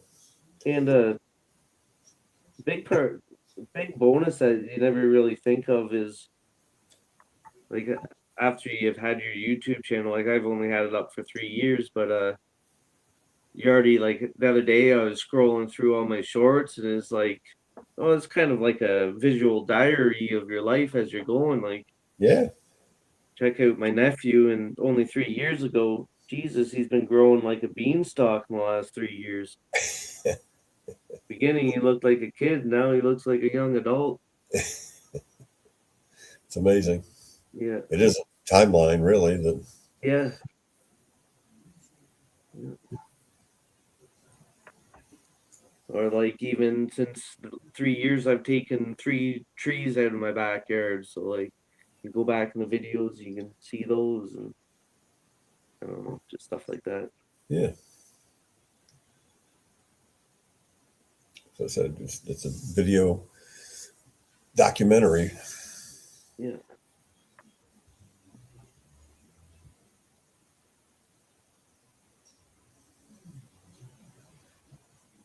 12:23 a.m. Yeah, and that's what time it is. Yep. It's 11:25 for me, or 23. Yeah. Central Time, U.S. I may or may not have had a nap around 5 o'clock. A nice one, actually. I usually try. It doesn't always work out, but a lot of times I'll try when I get home from work. Yeah. Because I'll stay up till 11:30, 12 o'clock, 12:30. Weekdays, you know what I mean? I get up at 6 o'clock and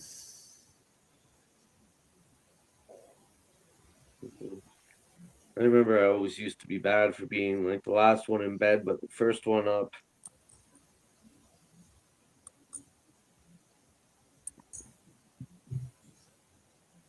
But not anymore. Now when I'm at work, when I'm working, I get home and eat, I'm ready for bed.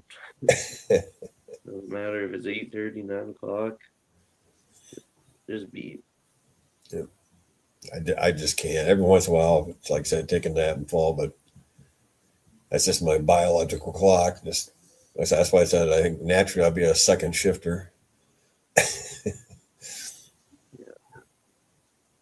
All I right, don't like there's my getting up new early in the mornings and I stay up late at night. So, oh, very nice. Yeah. got my new oil-filled shocks installed.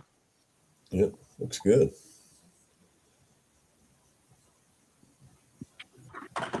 This is the other rig I was working on. Yep. Which has my old spring shocks on.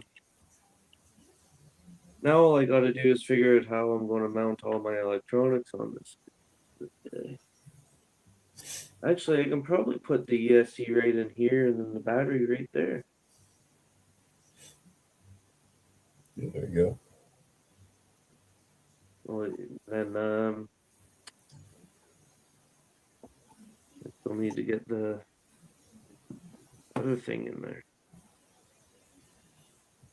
But my double-sided tape is out in the garage, so that won't be tonight. For the ESC or Yeah, this is the ESC. yep. I'm thinking I can probably double-side tape it right there. See that? Yep. And then here, let me grab.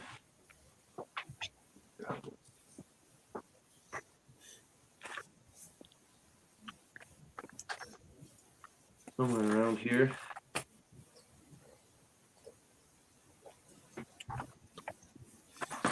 Somewhere I put it.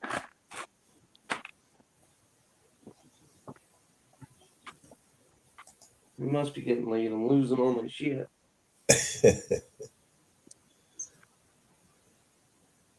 I know I picked it up and put it in a bag.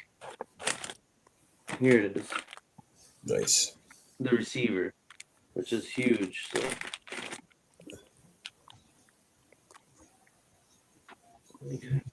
definitely don't need an 8 channel, but I got one. Yeah, if it'll work, what the hell? I think I can maybe mount. I think I can maybe mount it up here in the front. Here you go.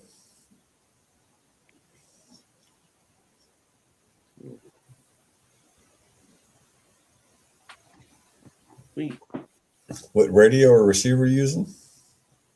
I got this Hot RC. All right. Yeah, it came in a bundle with this, the brushless motor, the receiver, and the ESC for 140 bucks Canadian. So it's such a good deal. Yeah, not bad. Yeah, because I already picked up just the chassis that I figured I was going to make this use for this, and it came. Everything in the package is what I needed for that chassis. So There you go. perfect. There you go. Mhm. All right, on. No, I think I'm pretty well done for tonight. Yep, sounds good. Yeah. Yeah, I guess I'll maybe call her the end of the stream there. Thanks for hanging out and Yeah, thanks for having me, man. not with us. I will yeah, have to check out more of your videos because those airplanes are pretty sweet. I think I seen one the last time you were on. I went and checked out your video, and I think you had like a warbird. Yeah, I got a bunch. Yeah, one of the cool looking green ones. I've been putting, that was in my flight channel, and I started beadlock as a surface channel. Oh, But okay. it's only like, I don't know, so many videos. It's not many. I started it like, God, 10 years ago. It's been a long time. Then kind of let it die a little bit. And then last couple of years been getting into surface big time. So I added a bunch of stuff and A bunch of crawlers. Yeah. yeah, and I say some Surprised you weren't wrenching with all those brushless motors you had. yeah. Yep, and went off the deep end on the surface side now. Well, it's definitely fun. Yep. Yeah, I've been enjoying it. It's a good hobby to have. Yeah. Keeps me out of trouble. There you go. No doubt.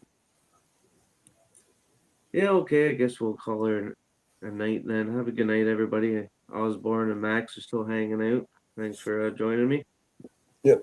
And we'll see you next time. Yep. Thanks for having us, Reckham. Have a good night, man. Yeah, you too. Yep. Cheers.